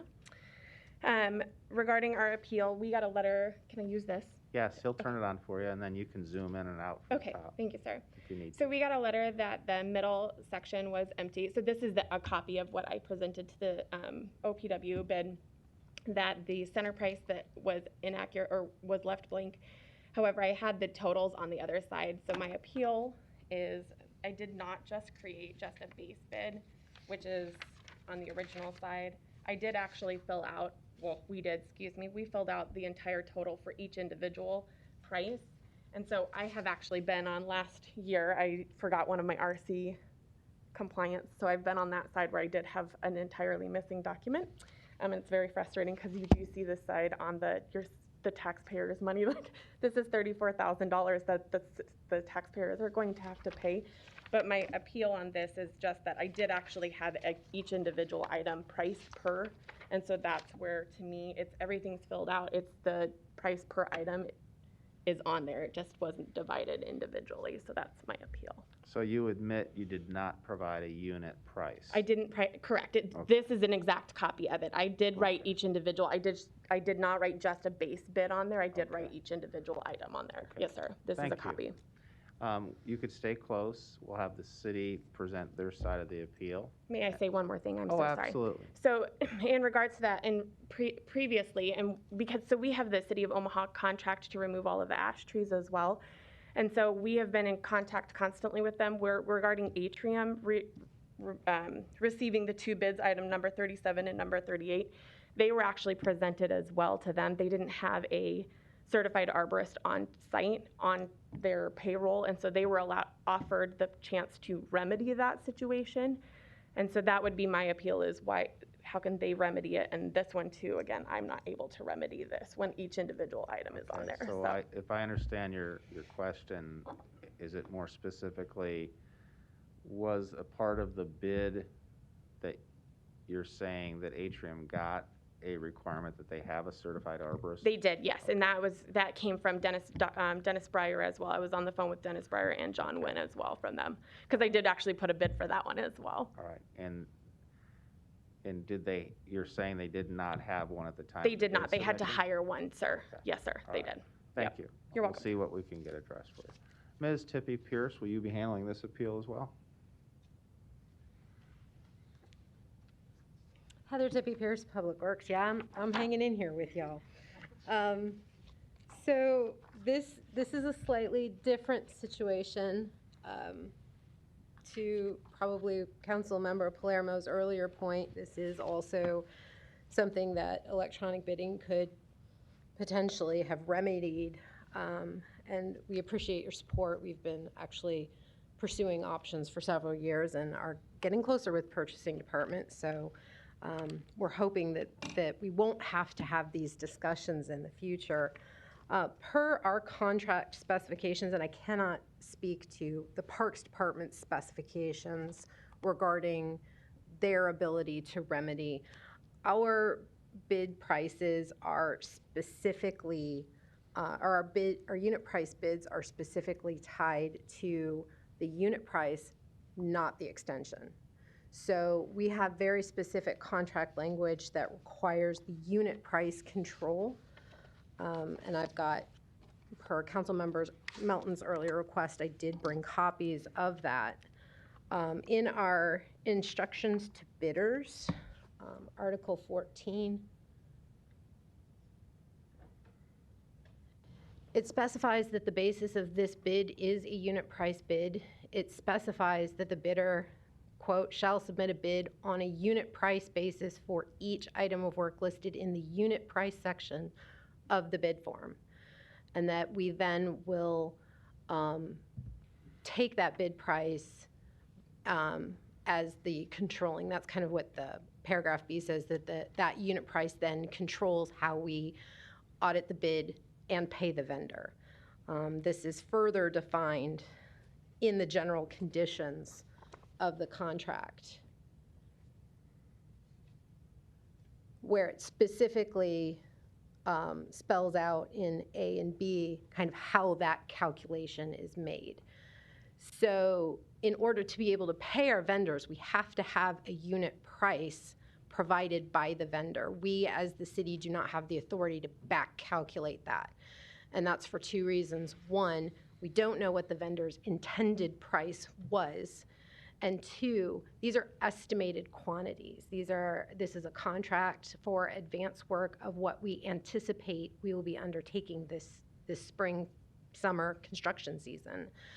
So if we don't have a unit price, we can't get a final pay price based on actual work completed by the vendor. So that's why we have that language, and that's why we don't have the opportunity to remedy after the bid, because then it would no longer be a level playing field between the bidders. As the, and I did bring our copy of the vendor's bid, but as she stipulated and showed the council, that unit price section of the bid form was not completed, and it is pretty specifically labeled as, we have, as it was kind of spelled out to be in the general conditions, we have the quantity, price, unit of measure, and then an extension. And all that was provided was the extension. So based on the fact that that controlling value was not provided, and keeping in precedent of previous bids where we've had this situation, the Public Works Department recommends denial of the appeal. Okay, now, if you could just respond to her when she said, well, you can just extrapolate if it's 10 units on item that's $10 and it's priced at $2,575, you can tell the unit price by, even though that's not in the column. So what say you to that argument? Focus that a little bit. There you go. So that's kind of what I was saying about the unit price controls. We, as the city, reserve the right to correct extension errors by setting the unit price as the controlling value. We do not reserve the right to back calculate into a bid price. That is solely the business of the bidder to provide. Okay, so let's just say the quantity on the first line item is 60. Are you saying under the contract it's possible they won't get 60? So that's why you need to know the unit price? They may end up getting, like, a better example is probably when we get into like the clearing and grubbing trees of various diameters. Mm-hmm. So they may end up, the award recipient may end up getting, 6 trees of 36 to 48 inch diameter, but maybe 20 trees of 27 to 38, because that's what we encounter in the actual site conditions when we go to do the advanced work. All right, I get it now. Thank you for that explanation. Mr. Wiesen, did you want to add your recommendation or analysis from the city legal as to what you're advised us to do on this appeal? And if it's similar to the last deal? Ryan Wiesen, Assistant City Attorney. I would agree with the Public Works Department's recommendation. And I would also add, specifically with the unit price and the extension totals in your question of just a moment ago, I would agree that, again, the unit price controls, and the unit price is what we base the contract value off of. The extensions are just estimates. So for your example of the 60 quantity for the first line item, if we only have, say, 5 of those units that are actually performed over the contract period, we don't want to be in a position where the contractor comes back to us at the end of the term and says, yeah, well, but you owe me an additional $16,000 because my bid was $17,225 for the total amount of services. And that's another reason why the unit price is so important, is because it specifies and it clarifies what the contract value will ultimately be for. Thank you. Councilmember Harding, you're recognized. Ryan, I'm sorry. If you could put that chart back up. That was the point I was going to make as well, too, is that, for example, on the first one, if the estimated amount is 60 and it's 17,225, that would mean the unit price would be, I think, $287 and 8 1/3 cents. And again, so if more were, if we ended up doing 70, obviously it would be to the contractor's benefit to have that unit price in there, because then they would be getting paid more. But if it's 50, then they would probably make the claim if the total was 17,225 and they only got paid for 50 of those, the total we would be obligated to would still be that 17,225. So again, that's to emphasize the importance of that unit price. But thank you for putting that back up for that point. Certainly. Yeah, and I agree with that. It becomes too loosey-goosey is what you're trying to say in terms of, we're not locking them in, as Councilmember Harding just said. That's correct. Okay, thank you. Councilmember Melton, you're recognized. Oh, yeah, and I just want to say, I think I agree, and Amy, I understand you were thinking, well, you could just divide it and it's the same difference. The problem is, it's the enforcement of it. If we accepted that bid, we are accepting the figures on that actual, your final figures, not because the quantities could change. So that's the problem that accepting a bid like that without the unit price would put us in. And again, then the other bidders could also, you can also be sued by the other bidders who say they didn't put that in, and technically maybe they're not the lowest bidder because they didn't put a unit price in. So it actually is more problematic than even just the forgetting to file, one of the forms required, because you get into the pricing and you get into maybe arguing over who's the lowest bidder. So that it does put us in a legal predicament. So I do understand your position, and I appreciate you, by the way, sitting here for this many hours and I wish I could get, I'd give you a participation trophy for just sitting through our meeting and being the last one up, but that's why we have to do it. And again, just like the previous company, this is more of a legal issue, not how much that, even if we want to save the city money, even if you are the lowest bidder, I do want to save the city money, could cost the city money a lot more in a potential lawsuit that we'll lose. So unfortunately, that's what we have to do. And I would say, I'm going to concur with everybody else today. Let's get that electronic system in, and by the way, for Heather's sake too. I think it would make her life a lot easier, because I know she doesn't exactly get pleasure in rejecting people's bids. And so I think this would be something that an electronic system definitely would have forced you to put in your unit price, or clarified it, because it probably would have done the unit price and then come out with the end, and then would have made sure that in our last case, that form was uploaded or showing it to him. So, I want to say, I'm sorry, but the law is the law, and we've got to protect the legal rights and legal interests and the bidding requirements that are required by our ordinances that we actually pass. We have to follow our own laws, or else it would be extremely problematic. So I do want to appreciate both of you coming down and just understand. We understand where you're coming from. Wish we could do something, but can't set that precedence. But also understand that we would like to get a system in place. Really would like to get a system in place, so that this doesn't happen to anybody else, especially either one of you or your companies again. So, thank you. Thank you, Councilmember Melton. And then I would just add, before you leave, if you have a business card, our Chief of Staff is Jim Dowding, is over here to my right.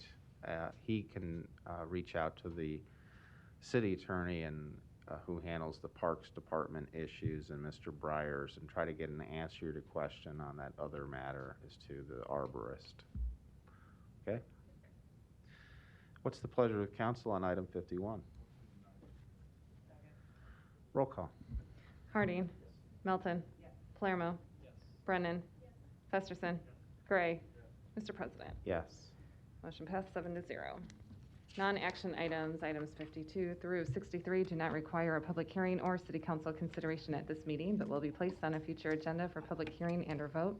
The reason for non-action is noted after the item on the agenda, as well as the date the item is expected to appear on agenda for consideration. Roll call. Harding. Melton. Palermo. Brennan. Festerson. Gray. Mr. President. Yes. Motion passed 7-0. Meeting is adjourned at 5:44.